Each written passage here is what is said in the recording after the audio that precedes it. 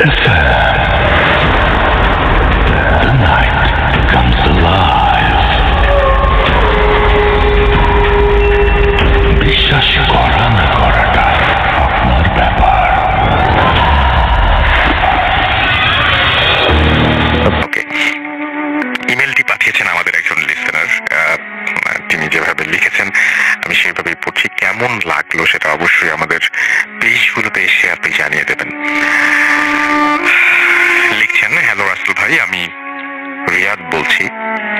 আমি ইউরোপের একটি ছোট্ট দেশ এস্তোনিয়া থেকে লিখছি। আমি ভূত এফএমের একজন নিয়মিত শ্রোতা। চেষ্টা করি এপিসোডগুলো শুনতে, তবে সব সময় কাজের ব্যস্ততার কারণে শোনা হয় না। আমি আপনার সাথে যেই ঘটনাটি বলতে চাইছি সেটা আমার নিজের সাথে ঘটে যাওয়া একটা ঘটনা। ভালো লাগলে পড়ে শোনাবেন। আমার নাম রিয়াদ। আমি বর্তমানে ইউরোপের ছোট্ট একটি শহরে বসবাস করি এবং এস্তোনিয়া ফিনল্যান্ড ও রাশিয়ার মাঝামাঝি অবস্থিত, যে দেশের লোক সংখ্যা মাত্র 13 লক্ষ। এদেশে আমি গত 2006 সালে অ্যানথ্রোপোলজির ওপরে মাস্টার্স করার জন্য আসি। বর্তমানে আমি এখানকার একটা শহর যার নাম হচ্ছে তালিন, সেখানে বসবাস করছি। আমার লেখাপড়ার বিষয়বস্তু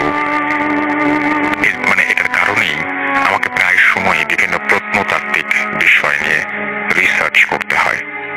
কিছুদিন আগে আমার প্রফেসরের নির্দেশে আমি ও আমার সাথে আরো 3 জন মিলে তালিন শহরের পাশে ওল্ড টাউন নামে একটি জায়গায় যাই। বলে রাখা ভালো যে এই ওল্ড টাউন জায়গাটি আমাদের পুরান ঢাকার মতন, তবে এখানে খুব কম মানুষ বসবাস করে।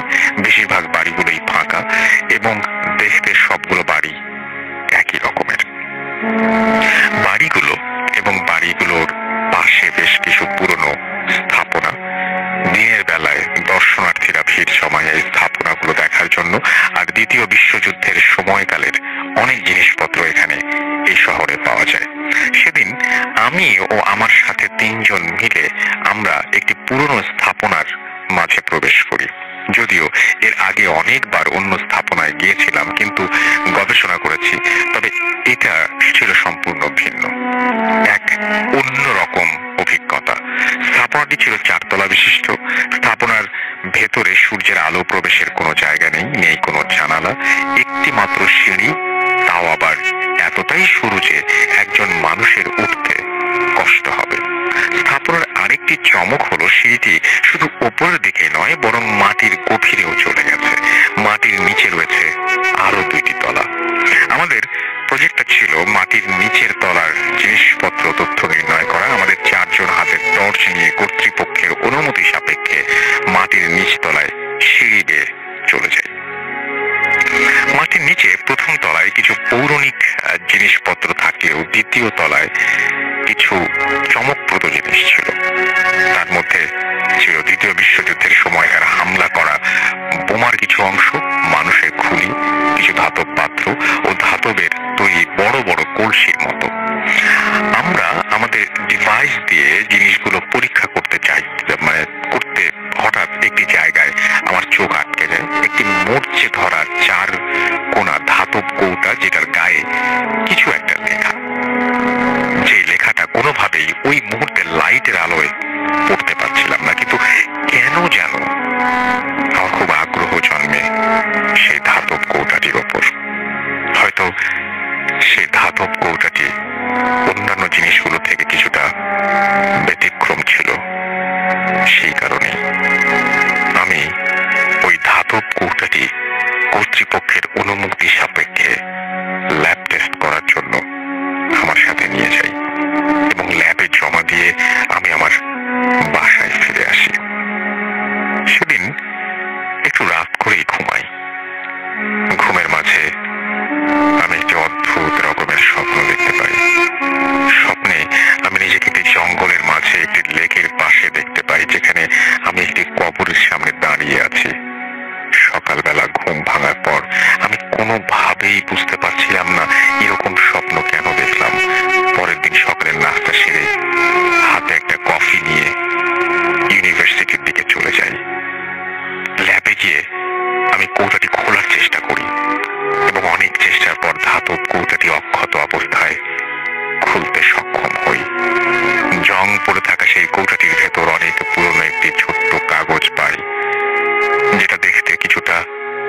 পুড়ে যাওয়া কাগজের মতো, অর্থাৎ হলুদ রঙের কাগজে যদি অনেকদিন ভাঁজ করে রেখে দেওয়া হয় তাহলে যেই লালচে ধূসর রং ধারণ করে সেই রকম। দেখে মনে হচ্ছে এটি দ্বিতীয় বিশ্বযুদ্ধ কিংবা তার আগের সময়কার। কাগজটি খোলার পর আমি একটি অদ্ভুত রকমের নকশা এবং কিছু লেখা দেখতে পাই। লেখাটি রাশিয়ান ভাষায় ছিল, আর আমি এই ভাষা জানি না বলে কাগজটি রাশিয়ান জানে এরকম একজন রিসার্চারের কাছে পাঠিয়ে দেই। সে কাগজটি স্ক্যান করে পরীক্ষা করতে শুরু করে। পরদিন সে আমাকে জানায় যে কাগজের রাশিয়ান ভাষায় তাদের পৌরাণিক এক দেবতার নাম এবং কিছু মন্ত্র আছে। সেই সাথে সেই নকশার কথা জিজ্ঞেস করলে জানা যায় এটি একটি জায়গায় নকশা যেটা কিনা কেইলা নামে এটি গ্রাম নির্দেশ করে। এটা জানার পর এই বিষয়টি নিয়ে আমাদের টিমের আগ্রহ আরো বাড়তে থাকে। পরদিন সকালে কেইলা গ্রামের উদ্দেশ্যে আমরা রওনা দিই। নকশা থেকে পাওয়া ধারণা অনুযায়ী আমরা গ্রামের ভেতরে একটি জঙ্গল আছে সেখানে যাই। আমরা জঙ্গলের ভেতর প্রায় 2-3 কিলোমিটার হাঁটতে থাকি শুধুমাত্র সেই নকশাটির পরিশেষ দেখবো বলে। বলে রাখা ভালো, ওই গ্রামের মানুষজনের কাছ থেকে শোনা ওই জঙ্গলে নাকি দিনের বেলাতেও মানুষ যাতায়াত করে না, কি নাকি সমস্যা হয়। আর জঙ্গলটা গাছগাছালিতে এতটাই ঘন যে সূর্যের আলোটুকুও ঠিকভাবে পৌঁছয় না। অবশেষে নকশা অনুযায়ী জঙ্গলের মাঝে একটি জায়গায় রাস্তা শেষ হয়ে যায় এবং অন্য দিক থেকে রাস্তা এসে ঠিক একই জায়গায় মেলে। বলা যায় আমরা একটি গোল চত্বরে পৌঁছে যাই। আমাদের সেখানে ছোট্ট একটি লেক দেখতে পাই, কিন্তু লেকটা দেখার পরে আমার শরীরটা কেমন যেন করে ওঠে, কারণ ঠিক এইরকম দেখতে একটা লেক আমি গতকাল রাতে স্বপ্নে দেখেছিলাম। লেকের পানি থেকে কেমন তীব্র দুর্গন্ধ বের হচ্ছিল, আর লেকের প্রায় শুকিয়ে যাওয়া পানি ছিল কালো বর্ণের। আমার টিমের একজন, যার নাম ছিল অ্যান্ড্রু, সে লেকের ঠিক দক্ষিণ পাশে দুটো গাছের মাঝামাঝি একটি উঁচু জায়গায় আবিষ্কার করে যেটা কিনা নকশায় নির্দেশ করা ছিল। আর নকশায় এও বলা ছিল যে ওই উঁচু জায়গাতে দেবতার প্রাণ শক্তি লুকায়িত আছে। আমার টিমের অ্যান্ড্রু ছিল ক্যাথলিক আর বাকি দুজন ছিল নাস্তিক। তারা ডিসিশন নেয় যে তারা ওই উঁচু জায়গাটিতে ঘুরে দেখবে কি আছে, কিন্তু আমার কেন যেন খুব বেশি একটা ভালো লাগছিল না। বারবার গত রাতের স্বপ্নের কথা মনে পড়ছিল। খোঁড়াখুড়ি করার যন্ত্রপাতি না থাকায় সেদিন আমরা ফিরে চলে আসি। সেদিন রাতে বাসায় এসে নিজের রান্না ও ডিনার শেষে অনেক লেট হয়ে যায় আমাদের বিছানায়। পিঠ লাগাতেই ঘুম চলে আসে, কখন যে ঘুমিয়ে যায় নিজেই টের পাইনি। সেদিন রাতেও আমি সেই আগের রাতের সেম স্বপ্নটা দেখতে পাই এবং আরো দেখতে পাই যে কে যেন একজন আমাকে বলছে সেই জঙ্গলের মাঝে লেকের কাছে না যেতে, বারবার আমাকে হাত দিয়ে না যাবার জন্য নির্দেশ করছে কিংবা কোনো কিছু বারণ করছে। সকালে প্রচন্ড মাথা ব্যথা নিয়ে ঘুম ভাঙে, কিন্তু কোনোভাবে আমি স্বপ্নের ব্যাপারটা মেটাতে পারছিলাম না। প্রতিদিনের মতো আজকেও আবার ল্যাবে চলে যাই এবং আজকে একটু আগে কাজ শেষ করে আমরা ওই জঙ্গলে বেরিয়ে পড়ি। আমি আবার আমার গত 2 রাতের স্বপ্নের কথাটা কোনোভাবেই আমার টিমের কাউকে বলতে পারছিলাম না, কারণ তারা কেউ আমার কথা বিশ্বাস করবে না। আজকে কেন জানি আমার টিম মেম্বার অ্যান্ড্রু যেতে চাইছিল না, তবে সবার কথায় পরে সে যেতে রাজি হয়। আর আমি কেমন যেন ভয় পাচ্ছিলাম, আবার কৌতূহল হচ্ছিল। মনে হচ্ছিল যদি ভালো একটা কিছু পেয়ে যাই তাহলে আমার থিসিসের কাজে সহায়ক হবে। যাই হোক, আজকে সমস্ত যন্ত্রপাতি নিয়ে একজনের গাড়িতে চড়ে রওনা হলাম। গ্রামের শেষ অংশে যাবার পর গাড়ি নিয়ে যাওয়া যায় না, তাই গাড়ি রেখে হাঁটা শুরু করলাম। গ্রাম পেরিয়ে জঙ্গলে ঢোকার সময় এক বৃদ্ধের সাথে দেখা। বৃদ্ধ দেখতে কিছুটা উঁচু হয়ে গেছে, কিন্তু তার সবগুলো চুল দাড়ি পাকেনি, আধা পাকা টাইপের। সে তাদের ভাষায় জিজ্ঞাসা করলো যে কোথা থেকে এসেছি। আমরা আমাদের উত্তর না দেওয়ার আগেই সে বলল, তোমরা যেখানে যাচ্ছ সেখানে যেও না, হয়তো আর ফিরতে পারবে না। কথাটি আমার মনে দাগ কাটলো। আমার সাথে থাকা অ্যান্ড্রু কিছুটা চমকে গেল। বৃদ্ধ আরো বলল, 5টি নাবালক শিশুকে জ্যান্ত পুঁতে বুধোকে আরো শক্তিশালী করে রাখা হয়েছে। বলে রাখা ভালো, বুধো রোমান শয়তান দেবতার নাম। আমরা ওই বৃদ্ধ কিছু বলার আগেই সে তার মতো চলে যায়। আমরা আমাদের মতো সেই নির্দিষ্ট লেকের পাশে গিয়ে আমাদের যন্ত্রপাতি নিয়ে দাঁড়ালাম। আজকে কেমন যেন লেকের পানি আরো বেশি দুর্গন্ধ আসছিল, আর সূর্যের আলো কম থাকায় কেমন যেন একটা অন্ধকারাচ্ছন্ন লাগছিল সবকিছু। খেয়াল করলাম চারপাশে খুব নিস্তব্ধ, এমনকি পাখির ডাকও শোনা যাচ্ছিল না। খুব স্তব্ধতা বিরাজ করছে ওই জায়গাটার চারপাশে। যাই হোক, আমরা আমাদের কাজ শুরু করে দিলাম। যেহেতু জায়গাটা জঙ্গলে, কারো ব্যক্তিগত প্রপার্টি নয়, তাই মাটি খোঁড়ার জন্য কোনো অনুমতি নেওয়ার প্রয়োজন হয়নি। মাটি খোঁড়ার আগে আমরা আবারও সেই নকশার কপিটা বের করে জায়গাটি ঠিক করে নিয়েছি, নিশ্চিত হয়ে নিয়েছিলাম। তারপর আমরা চারজনই মাটি খোঁড়া শুরু করলাম। প্রায় ঘন্টাখানেক মাটি খোঁড়ার পর সবাই ক্লান্ত হয়ে পড়ি। ছোট একটা বিরতি নিয়ে আবার কাজ শুরু করব বলে আমরা সিগারেট ধরাই। চারপাশের স্তব্ধতা আমাদের কেমন যেন শিহরণ দিচ্ছিল। এর আগেই এইরকম প্রত্নতাত্ত্বিক জিনিস নিয়ে কাজ করেছি, কিন্তু এবারেরটার মতো আগে কখনো এমন থ্রিল অনুভব করিনি। বারবার মনে হচ্ছিল মাটি খোঁড়ার কাজ আমাদের না, আর তাছাড়া প্রফেসর জানলে আমাদের জন্য সমস্যা হয়ে দাঁড়াবে। যাই হোক, সিগারেট শেষ করে আমরা আবার কাজে ফিরলাম। তবে এবার যা দেখলাম তার ছিল আমাদের জন্য অবিশ্বাস্য। মাটি খোঁড়ার আগে উঁচু জায়গাটি যেমন ছিল এখনো তেমনি আছে, একটা খোঁড়ার দাগও নেই। বিষয়টা আমাদের কাছে প্রচন্ড অবাক লাগলো। চারজন মিলে 1 ঘন্টা খোঁড়ার পর মাটিগুলো আবার সেই জায়গায় পাশে ফেলেছিলাম, কিন্তু সেই চিহ্ন নেই। সত্যি অবিশ্বাস্য।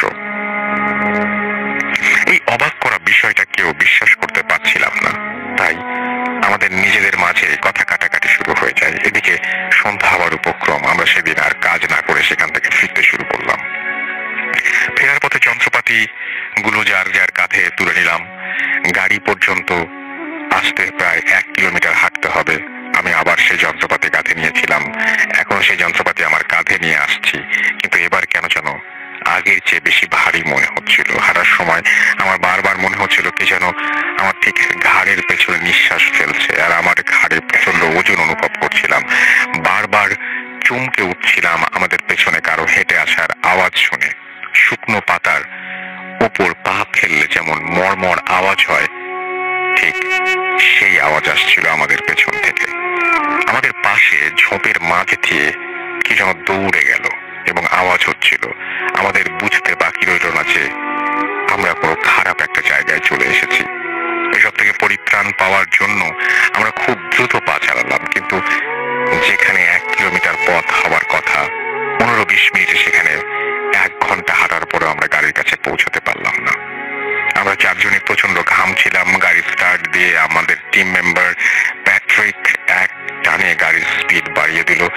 তখন আমরা জঙ্গল পেরিয়ে গভীর গ্রামে, যেই দেশে মোট 13 লাখ মানুষ বাস করে, সেই দেশের একটি অজপাড়াকা গ্রামে কজনই বা বাস করতে পারে সেটা খুব সহজে অনুমান করা যায়। আমাদের গাড়ি থেকে আমরা আশেপাশে কোনো বাড়ি দেখতে পাচ্ছিলাম না। অনেক দূরে উঁচু গির্জা ছাড়া আর কিছুই চোখে পড়ছিল না। কেমন যেন গাড়িটা খুব ভারী হয়ে গিয়েছিল। গাড়ির স্পিড কোনোভাবেই বাড়ছিল না। মনে হচ্ছিল একটা কিছু গাড়িটাকে পেছন থেকে টেনে ধরেছে। মোটামুটি বেশ কিছুক্ষণ পর আমরা শহরে প্রবেশ করি। সেদিন রাতে আমি 1 মুহূর্তের জন্য ঘুমোতে পারিনি।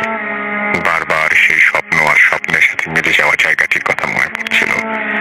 পরদিন সকালে জানতে পারি আমাদের সাথে থাকা আর একজন টিম মেম্বার টেরেন্স গত রাতে সিঁড়ি থেকে পড়ে পা ভেঙেছে, আর অ্যান্ড্রু প্রচন্ড জ্বর। প্যাট্রিকের সাথে কথা বলার পর জানতে পারলাম যে প্যাট্রিক নাকি সেদিন জঙ্গল থেকে ফেরার পথে এক অদ্ভুত রকমের জিনিস দেখে, যেটা কিনা সারা গায়ে ছোপ ছোপ দাগ, মুখটা কিছুটা ঘোড়ার মতো, আর হামাগুড়ি দিয়ে সেই উঁচু জায়গা থেকে পেছন পেছন আসছিল। অ্যান্ড্রু সুস্থ হবার পর ওর কাছ থেকে জানতে পারি আমি যেই স্বপ্ন দেখছিলাম ও নাকি সেম স্বপ্ন দেখেছিল, কিন্তু লজ্জায় কাউকে কিছু বলতে পারিনি। তখন বুঝতে পারি কেন অ্যান্ড্রু সেদিন যেতে চাইছিল না। কিন্তু দুইজন একই রকম স্বপ্ন দেখা, আবার বাস্তবে সেটার সাথে মিল পাওয়া, সবকিছুই কি কাকতালীয়? আর প্যাট্রিকের বর্ণনা দেওয়া সে অদ্ভুত জিনিসটির ব্যাখ্যা, এগুলো সবই কি মিথ্যা? পরে আমরা স্থানীয় লোকজনদের কাছে জানতে পারি ২য় বিশ্বযুদ্ধের সময় অনেক লাশ ওই জঙ্গলের মাঝে লেকে ফেলা হয়েছিল, আর তারও আগে লেক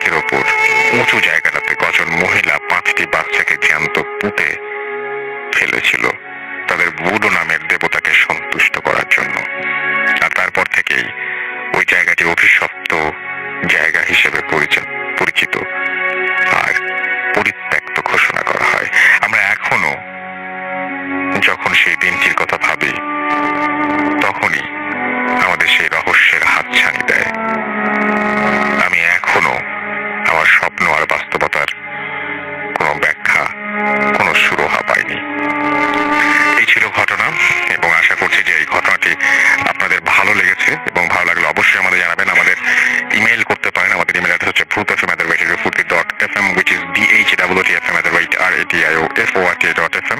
আপনার নাম, ঠিকানা এবং ফোন নাম্বার সহ আপনার জীবনে ঘটে যাওয়া বা আপনার জানা সেরা ঘটনা লিখে পাঠিয়ে দিন আমাদের কাছে। ঘটনার শুরুতে অবশ্যই উল্লেখ করুন যে ঘটনাটি আপনি স্টুডিওতে এসে শেয়ার করতে চান, নাকি আপনি চান আপনার ঘটনা আমরা পড়ে শোনা। যারা দেশের বাইরে আছেন তারা অডিও ক্লিপ পাঠাতে পারেন বা লিখেও পাঠাতে পারেন। আমাদের ইমেল অ্যাড্রেস জানলেন। আমাদের Facebook page www.facebook.com/radio.furti and www.facebook.com/bhutfm.russell। আমার কাছে একটা খবর রয়েছে, সেটি হচ্ছে আমাদের চারপাশে আপনারা জানেন যে রকমারি খাবারের সমাহার। এর মধ্যে কোনটি সুস্বাস্থ্যকর, কোনটি শরীরের জন্য সুস্বাস্থ্যকর আর কোনটি আবশ্যক, এটা বুঝে ওঠা বেশ কঠিন হয়ে পড়ে কিন্তু, তাই না? তাই পুষ্টি এবং স্বাস্থ্য সংক্রান্ত নির্দেশনা যদি আপনি পেতে চান একদম ফ্রিতে, তাহলে কল করুন 0800161271। আমি বাংলায় বলছি 080000161271 এই নাম্বারে, এবং কথা বলুন নিউট্রিশনের সাথে। এবং নেসলে বাংলাদেশ কল সেন্টারে প্রতি শনি থেকে বৃহস্পতিবার সকাল 10টা থেকে সন্ধ্যা 7টা পর্যন্ত। চমৎকার! তাহলে আপনি জেনে যাবেন যে কোন খাবারটি আপনার জন্য অবশ্যই খেতেই হবে, আবশ্যক, আর কোন খাবারটি আপনার জন্য স্বাস্থ্যকর বা কোনটি আপনার স্বাস্থ্যের জন্য ভালো। বা চমৎকার! খুব সহজে আপনি এখান থেকে জেনে দিতে পারবেন। আশা করছি যে এটা আপনার জন্য ইনফরমেশন অনেক হেল্পফুল হবে। আমি এখন যেটা করবো, ছোট্ট একটা বিরতিতে যাবো, খুবই ছোট বিরতি, সুতরাং কেউ কোথাও যাবেন না। ছোট্ট একটা বিরতিতে যাবো এবং তারপর আবারও ফিরে আসবো বাবু ভাইকে নিয়ে। সেই পর্যন্ত আমাদের সঙ্গে থাকুন। Stay tuned for radio Foorti FM and two ফুর্তি। পিরিয়ডের দিনগুলোতে পছন্দের বিষয়গুলো হয়ে ওঠে বিরক্তিকর, তাই তোমার স্বস্তির জন্য এক্সট্রা কেয়ার নিয়ে পাশে আছে ফ্রিডম স্যানিটারি ন্যাপকিন। তোমাকে রিয়েলি বলছে, ভালো করে দেখার আগেই অ্যাড হয়ে গেছে। এই তো শুরু হয়ে গেল ইন্টারনেটিং। এনগেজমেন্ট থেকে হানিমুন, সেলফি থেকে ভিডিও শেয়ারিং এ যে পরিমাণ এনার্জি দেবে তাতে আরেকটা তাজমহল বানিয়ে ফেলা যাবে। এই সময় ইন্টারনেটটা বেশিই লাগে, তাই আরো বেশি এনজয় করতে বাংলা লিংকের বেশি internet.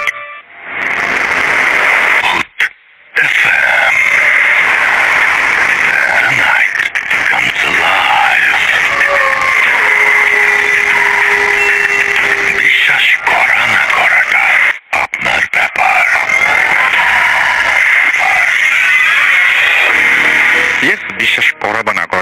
You are listening to radio Foorti FM. আমাদের সঙ্গে আছেন আহমেদ বাবু এই মুহূর্তে, এবং আমরা কোনো কথা না বাড়িয়ে সরাসরি চলে যাব তার কাছে, তার ঘটনা শোনার জন্য। আপনারা সবাই অধীর আগ্রহে বসে আছেন, আমি জানি, আমিও অধীর আগ্রহে বসে আছি। চলুন সরাসরি চলে যাই তার কাছে। জি বাবু, আসসালামু আলাইকুম। ওয়ালাইকুম আসসালাম রাসূল ভাই। আমি কাহিনীতে চলে যাব সরাসরি। আর এই কাহিনীটা আমাকে বলেছে হচ্ছে সুনীল, ওর দাদার আমলের কাহিনী। সম্ভবত এটা তখন নাকি আপনার দেশ বিভাগের আগে একদম ভারতবর্ষ ছিল সে সময়কার কাহিনী। জি, তো এই কাহিনীটা হচ্ছে যে একটা জমিদার বাড়ি, এটা হচ্ছে ময়মনসিং এর এদিকে ছিল আর কি, ময়মনসিং এর দিকটাতে। তো তখন ভারতবর্ষ আর কি বড়, এবং যে কাহিনী বলেছে তার দাদা সে সময় ওই তাদের জমিদারি প্রথাটা উঠে যাচ্ছে আর কি, তখন উঠে গেছে এবং সম্পত্তি ভাগ হয়েছে। এরকম সময় তার দাদা শহরে ছিল আর কি, কলকাতায় ছিল। তার দাদার ডাক পড়ে আর কি, যে বলে যে তোমার সম্পত্তি এটা ভাগাভাগি করে তুমি তোমার যা যা আসে সেগুলো নিয়ে যাও আর কি। তো ওর ফ্যামিলিতে দুঃসম্পর্কের কিছু আত্মীয় ছিল এবং ওর দাদা ছিল আর কি সেখানে, সেই ইসে আর কি। তো শুনলে দাদা যখন নাকি ময়মনসিং এ আসে, তার কলকাতার জব ছেড়ে, চাকরি ছেড়ে, তিনি চাকরি করতেন আর কি। তো সেই সময়টা আর কি ওই জায়গাটা আর কি বেশ পাহাড়ি টাইপের ছিল, খুব বেশি একটু জঙ্গল ঘেরা, পাহাড় টাহাড় আছে এবং বেশ বন্য পরিবেশ আর কি। এর মধ্যেই তার পূর্বপুরুষদের জমিদারি ছিল এবং তারা ছিলেন বেশ অত্যাচারী টাইপের এবং পরবর্তীতে আর কি তারা মানে যারা যিনি লাস্ট চলে যান আর কি এবং তার হিসাবটা করে যান যে তিনিও আর কি বেশ মানুষের রোষানলেই পড়েন আর কি, এরকম একটা অবস্থা ছিল এবং অতীতে কিছু তাদের ফ্যামিলির কিছু মানুষকে মানুষ মেরেও ফেলছে এরকম কিছু। যাই হোক, শুনলে দাদা যখন ওখানে যায় তখন যে দেখে যে পরিবেশটা মোটামুটি তখন আর জমিদারির ব্যাপারটা নেই এখানে, তবে তার যে উকিল তিনি এবং তাদের যে ম্যানেজার ছিলেন তিনি ওই বাড়িটাতে তাকে নিয়ে যান আর কি, নিয়ে যে ওখানে রাখেন, দেখান বাড়িটা বিশাল বাড়ি এবং তার অন্যান্য যে জিনিসগুলো বুঝে নেওয়ার সেগুলো তাকে বোঝাতে থাকেন এবং তার এক দুঃসম্পর্কের এক হয় আর কি, মানে যেটাকে বলে জেঠি বা সামথিং ছিল আর কি, তিনি তার সাথে সব কমিউনিকেশন অ্যান্ড সবকিছু মেনটেন করতেন, কারণ তারই নাকি আরো কিছু মানে ওনার দাদার যে জেঠি আর কি তারই নাকি আরো কিছু মানে প্রাপ্য ছিল কিছু অংশে কি হিসাব কিতাবে আর কি। যাই হোক, তো ওনার সাথে ওনার কথাবার্তা বলা লাগে এসব ব্যাপারে। তো উনি ওখানে যাওয়ার পরে বেশ কিছুদিন কেটে যাওয়ার পরে ওনার যে বন্ধু মানে ওর দাদার বন্ধু, শুনলে দাদার বন্ধু একটা চিঠি পায় ওর দাদার কাছ থেকে যে সে অসুস্থ আর কি, শুনলে দাদা যে সে অসুস্থ ছিল, জি বেশ অসুস্থ হয়ে গেছে হঠাৎ করে। অসুস্থতার লক্ষণটা হচ্ছে সে লিখছে তাকে চিঠিতে যে সে হঠাৎ করে জ্বালা পোড়া হয় তার, এবং তখন সে জ্বালা পোড়াটা এতটুকু হয় শারীরিক জ্বালা পোড়া, সে কিছুই করতে পারে না, সে আপনার সব তার জ্ঞান হারিয়ে যায় আর কি, সে নিজের জ্ঞান থেকে বেরিয়ে যায়। জি, সে তার দাদার বন্ধুকে অনুরোধ করে তাকে ওখানে আসতে আর কি। দাদার যে ফ্রেন্ডটা থাকে সে খুব ক্লোজ একটা ফ্রেন্ড এবং তার সাথে অনেক কিছু শেয়ার করে, খুব ক্লোজ ফ্রেন্ড। তো সে তখন ওখান থেকে ইংল্যান্ডে যাওয়ার জন্য রেডি হচ্ছিল আর কি, বিদেশে যাবে পড়তে সেই সময়। তো সেই সময় অনেকে আইন বিষয়ে পড়াশোনা করতে যেত আর কি এরকম। তো যাই হোক, তো ওই বন্ধু যখন নাকি চিঠি পায়, চিঠি পেয়ে তখন চিন্তা ভাবনা করে সে চলে আসে এদিকে বিভিন্ন ভাবে আর কি। তার আসার বর্ণনা নাই দিলাম, বা আসার বর্ণনা দিছিল বাট সেটা আমি নাই দিলাম। জি, তো বিভিন্নভাবে চলে আসে। আসার পরে সে যে তার বন্ধুর সাথে দেখে, বন্ধুকে দেখতে পায় যে সে একটা রুমে শুয়ে আছে, বেশ আগের থেকে বেশ শুকায় গেছে, চোখের নিচে কালি পড়ছে। তো বলে, কি রে তুই এখানে আসলি, তোর মানে আরো সম্পদ পাবি, এটা সেটা কিছু ভালো কিছুর জন্য আসছিস, তোর এই অবস্থা কেন, তুই এখানে বিছানায় পড়ে গেলি? তো বলে যে ফ্রেন্ড, আসলে জিনিসটা হচ্ছে অন্যরকম। আমি এখানে আসার পর থেকে যে জিনিসটা আমি দেখি, প্রথম দিকে আমি যেটা দেখতাম সেটা হচ্ছে রাত্রেবেলা আমাকে একটু ডাকতো রুমের বাইরে, মানে রাত হয়ে গেলে যখন সবাই ঘুমা যেত, ঘর বাড়ি অন্ধকার, তখন মূলত কেউ আমাকে ডাকতেছে নাম ধরে।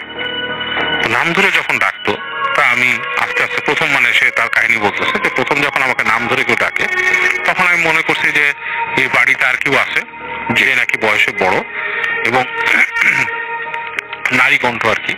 তো আমার জেঠি বা জেঠির কোনো পরিচিত কেউ, কিন্তু ডাকটা এমন ভাবে দেবে কেন, ডাকটা একটু বিকৃত টাইপের, লাইক মানে মানুষ স্বাভাবিক গলায় ডাকলে যেরকম সেরকম না, সেরকম করে দরজায় একটা নক হতো এবং তাকে ডাক দিত। তো সে প্রথম দিনই ওখানে উঠে বলে যে কি ব্যাপার, কে, কোনো রেসপন্স পায় না। গেট খুলে বাইরে যায়, করিডোর দিয়ে নেমে যায় তাদের যে সিঁড়ি থাকে, সিঁড়ি দিয়ে হেঁটে নামে নিচে। নামার পর নিচতলাতেও দেখে কোনো শব্দ নেই, হুটহাট, মানে চারিদিক কেমন মানে আপনার শুনশান নীরবতা এবং মানে পুরো বাড়িটা মনে হচ্ছে খা খা করছে, কেউ নাই। তো প্রথম দিন এরকম সে দেখে উঠে আসে। এরপরে সে শব্দ শুনতে পায় তার জানলার নিচে, মনে হচ্ছে মানুষজন কথা বলছে।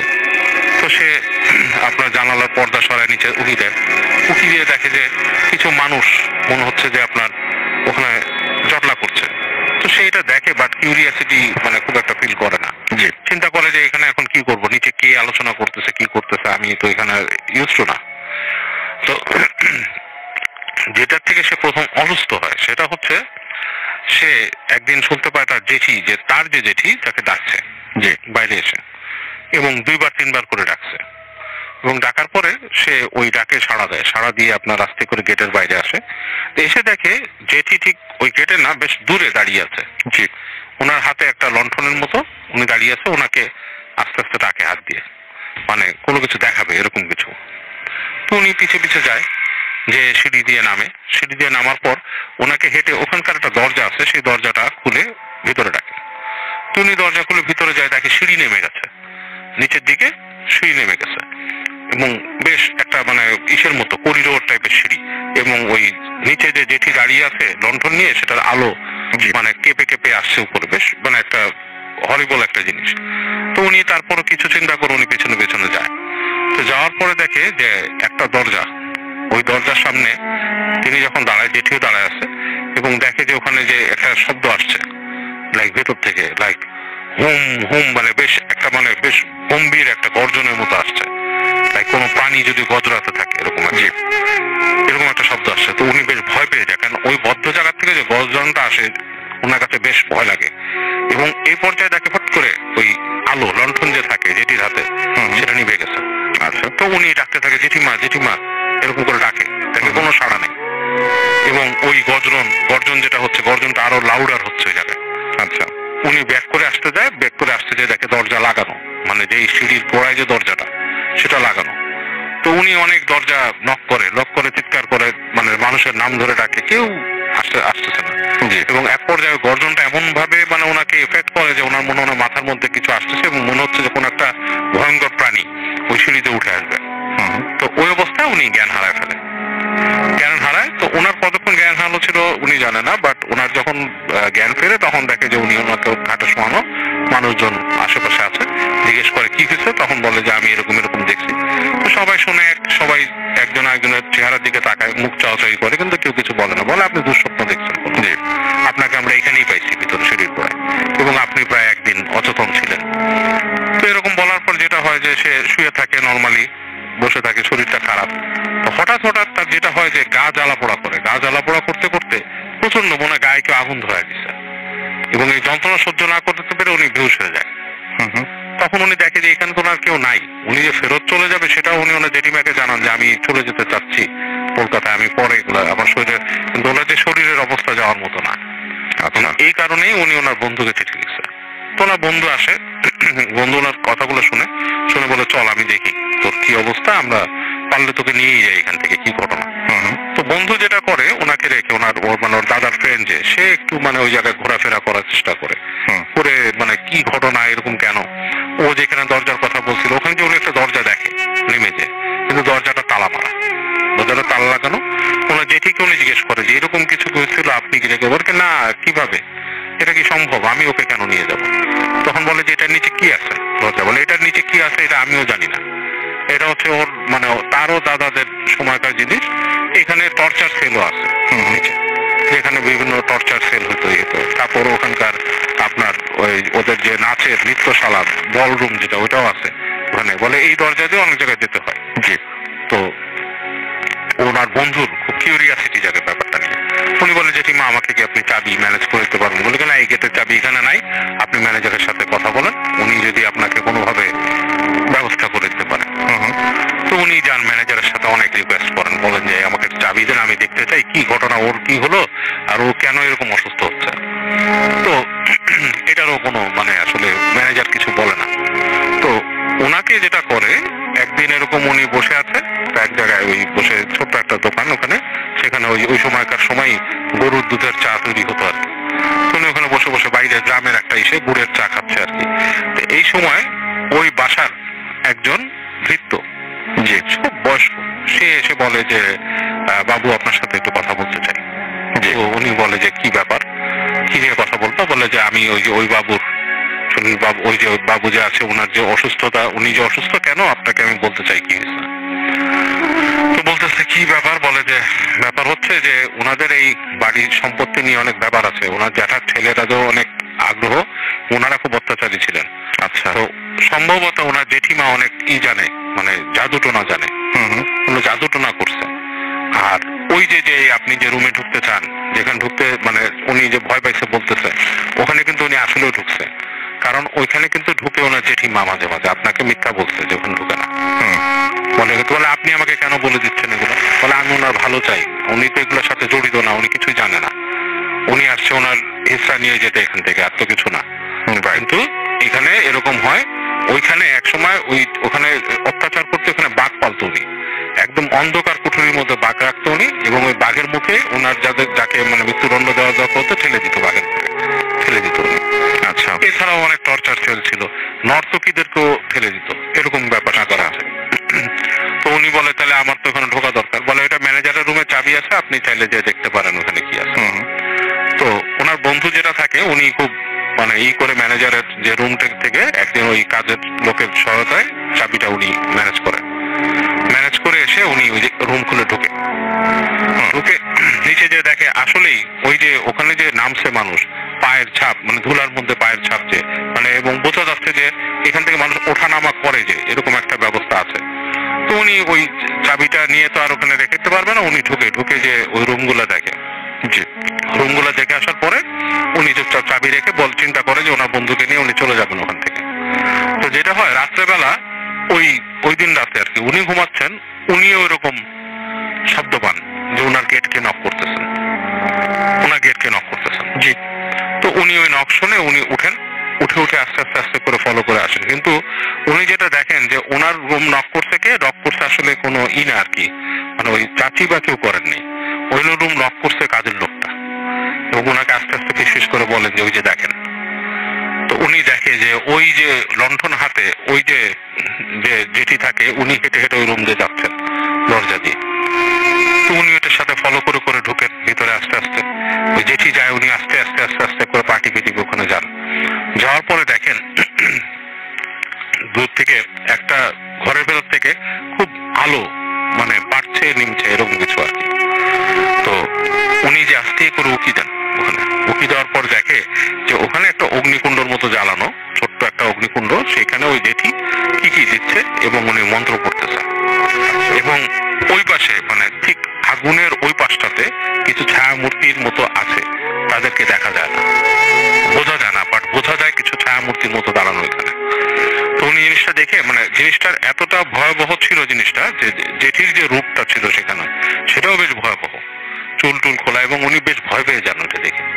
উনি ভয় পেয়ে উনি আস্তে ধীরে উনি ওখান থেকে উঠে আসেন, ওখানে আর থাকেন না, এবং এসে দেখেন বন্ধুর কাছে বন্ধু সরাসরি হিম হয়ে গেছে, ঠান্ডা। তো উনি বন্ধুকে তাড়াতাড়ি উনি ওনার সাথে যে ওই লেফটের চাদর ছিল তা দিয়ে ঢেকে দেন, দেখে উনি ওই রাতে ওখানে বন্ধুর সাথে ঘুমায় যান। এখন পরদিন উনি যে দেখেন সবকিছু ঠিকঠাক, উনি ব্যবস্থা করেন ওনার বন্ধুকে নিয়ে যাবেন ওখান থেকে। তো সবকিছু মোটামুটি রেডি হয়। শেষ মুহূর্তে এসে যে ম্যানেজার যে নিয়ে যাবে বলে যে আজকে তো আপনারা বেরোতে পারতেছেন না, আপনাদের কালকে যেতে হবে, আজকে যাওয়া সম্ভব না বাসা থেকে। তো উনি একটু হতাশ হন, উনি মনে করছিল যেটা থেকে আমি পালিয়ে গেলেই মনে হয় ভালো, আর যদি বন্ধুকে নিয়ে যেতে পারি এখান থেকে ভালো। তো রাতের বেলা উনি ঘুমিয়ে আছেন ওই দিন রাতে, বন্ধু রুমে ঘুমান নাই, নিজের রুমে ঘুমাইছে। তো উনি দেখতেছে যে ওনার বিছানার চারপাশ দিয়ে কিছু এরকম ছায়া মূর্তি ঘুরতেছে, বেশ লম্বা ছায়া মূর্তি ঘুরতেছে। আর ওনার ঠিক মাথার কাছে ওই জেঠি, কিন্তু অন্ধকারের মধ্যে উনি বুঝতেছে, একে বলতেছে যে তুই ওকে নিয়ে যেতে আসছিস, ওকে তো যেতে দিব না, আর তুই যদি নিজের প্রাণ নিয়ে যেতে যাস তুই চলে যা এখান থেকে।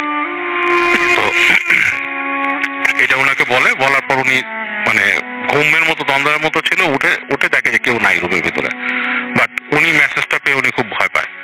তো উনি ইসের সাথে কথা বলে পরদিন সকালে উঠে ওই যে বৃত্তটা ছিল তার সাথে তাকে খুঁজে বের করে তাকে কথা বলে যে তুমি আমাকে কি কোনো ব্যবস্থা করে দিতে পারবা এখান থেকে চলে যাওয়ার জন্য। সে বলে আমি আপনাদের চলে যেতে দিতে পারবো, কিন্তু একটা ব্যবস্থা করতে পারবো, কিন্তু আমাকে কিন্তু এটার জন্য ক্ষতি হবে। তো বলে যে আপনার ক্ষতি হবে, কিন্তু আমাদেরকে বের করে দেন, আমরা তো এখানে সমস্যায় পড়ব। এটা বলার পরে ওই লোক ওনাদেরকে মানে ওই একটা পথ বলে যে দিক থেকে এরকম সকালবেলা বের হয়ে দিকে চলে যাবেন, দিক থেকে চলে গেলে মানে আপনারা মোটামুটি সমস্যার থেকে বের হয়ে যাবেন। কিন্তু এই পথটা সোজাসুজি এদিক দিয়ে যায়নি, এটা গ্রামের ভিতর দিয়ে ঘুরে গেছে। তো উনি ওদিক থেকে বের হন সকালবেলা, ওরকম কথা বন্ধু কাউকে কাউকে যখন কেউ দেখে না এরকম সময় বের হয়ে যায় বন্ধুকে নিয়ে। তো যেতে রাস্তার মধ্যে তখন একটা সময় বিকালের মতো হয়ে যায় আর কি, তো তখন উনি আবার ভয় পায় যে যদি কোনো ক্ষতি হয় বা কিছু। এর মধ্যে ওনার বন্ধু অনেকবার বলছে তার গা জ্বালা পোড়া করতেছে, অনেক কিছু এরকম হচ্ছে। তো উনি ঘুরতে উনি মানে দিশা পায় না কি করবে, আশেপাশে কোথাও যাওয়ার মতো জায়গা নেই। তো ওখানে কাছে দেখে যে ওখানে যে একটা গ্রামের মধ্যে ছোট্ট একটা টিনের ঘরের মতো একটা মসজিদের মতো করে রাখছে। তো ওইখানে তাকায় দেখে যে ওইখানে একজন মৌলানা সাহেব আছেন। তো উনি যে তাকে বলেন যে আমাদেরকে একটু হেল্প করেন, আমরা আপনার ধর্মের না, কিন্তু আমাকে একটু হেল্প করেন। কি বলে যে এরকম আমার বন্ধু এরকম সমস্যা করছে, সে মানে উনি বলেন না কোন জমিদার বাড়ি বা কি, এটা বলেন না, বলে যে এরকম সমস্যা পড়ছে, তাকে এরকম মনে হয় কালো জাদু করা হয় এই সেই। তো মৌলানা সাহেব বলে অবশ্য বলে আপনি কি আমার সাহায্য করবেন? তো বলে যে হ্যাঁ অবশ্যই করবো, কেন করবো না। কারণ তাদের ওই সময় আরো ব্যাপারটা আরো কঠিন ছিল, মানে তাদের মানে ধর্মীয় ব্যাপারটা এতটাই ছিল, মানে এক একজনের বিলিফটা কেউ কারো কাছে আর কি খুব যেতে চাইতো না। তো মৌলানা সাহেব বলে অবশ্যই করবো, আপনি আপনার বন্ধুকে বসান। উনি নিয়ে এক জায়গায় বন্ধুকে বসায়, বসানোর পরে উনি তার বন্ধুকে একটা পানি নিয়ে আসেন, একটা এরকম মটকির মধ্যে পানি নিয়ে আসেন, বলে যে এটা হচ্ছে বড়ই পাতার পানি, বড়ই পাতা ভিজানো, এটা হচ্ছে সবচেয়ে পবিত্র পানি হয়, বড়ই পাতা ভিজায় যে পানিটা হয় সেটা হচ্ছে পবিত্র পানি। তো বড়ই পাতার গুণ অনেক, এটা দিয়ে তাকে আপনি গোসল করান, আপনার বন্ধুকে গোসল করান। তো এটা দিয়ে ওইদিকে উনি কিন্তু পুরো নেদায় গেছে বন্ধুটা, ওই যে ঈশার দাদা।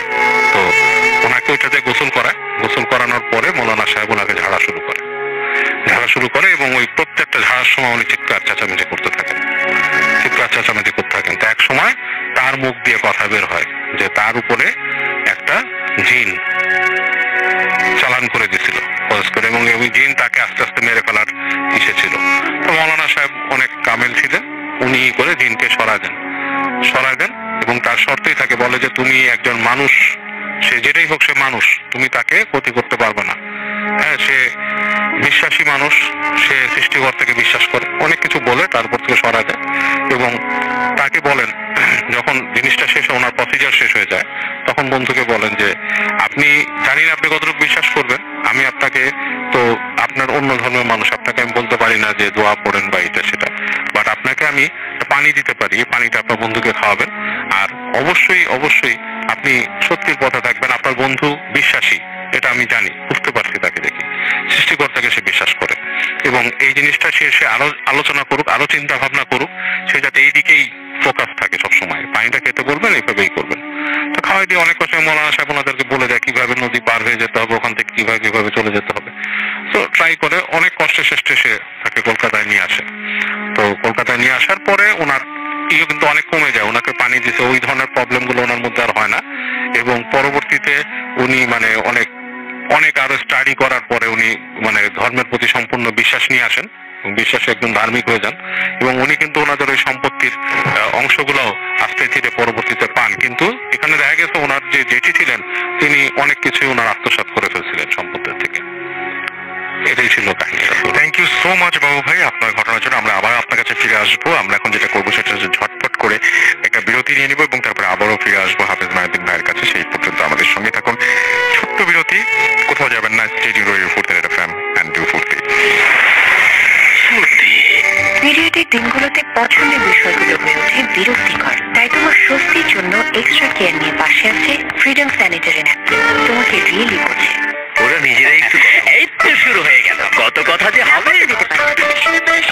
আংটি পড়ানো তো বিয়ে পড়ান, জীবনে যত কথা বলে নাই আর মাত্র 4 দিন, এখন তার চেয়ে বেশি কথা বলবে। এই সময় কথাটা বেশি হবে, তা তো যেন হয়। তাই কথায় কথায় আরো বেশি এনজয় করতেই বাংলা লিঙ্কের বেশি মিনিট।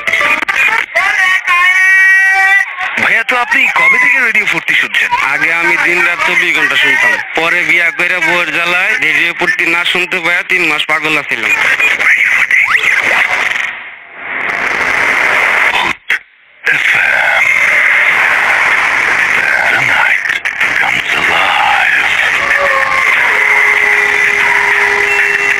বিশ্বাস করা না করাটা আপনার ব্যাপার।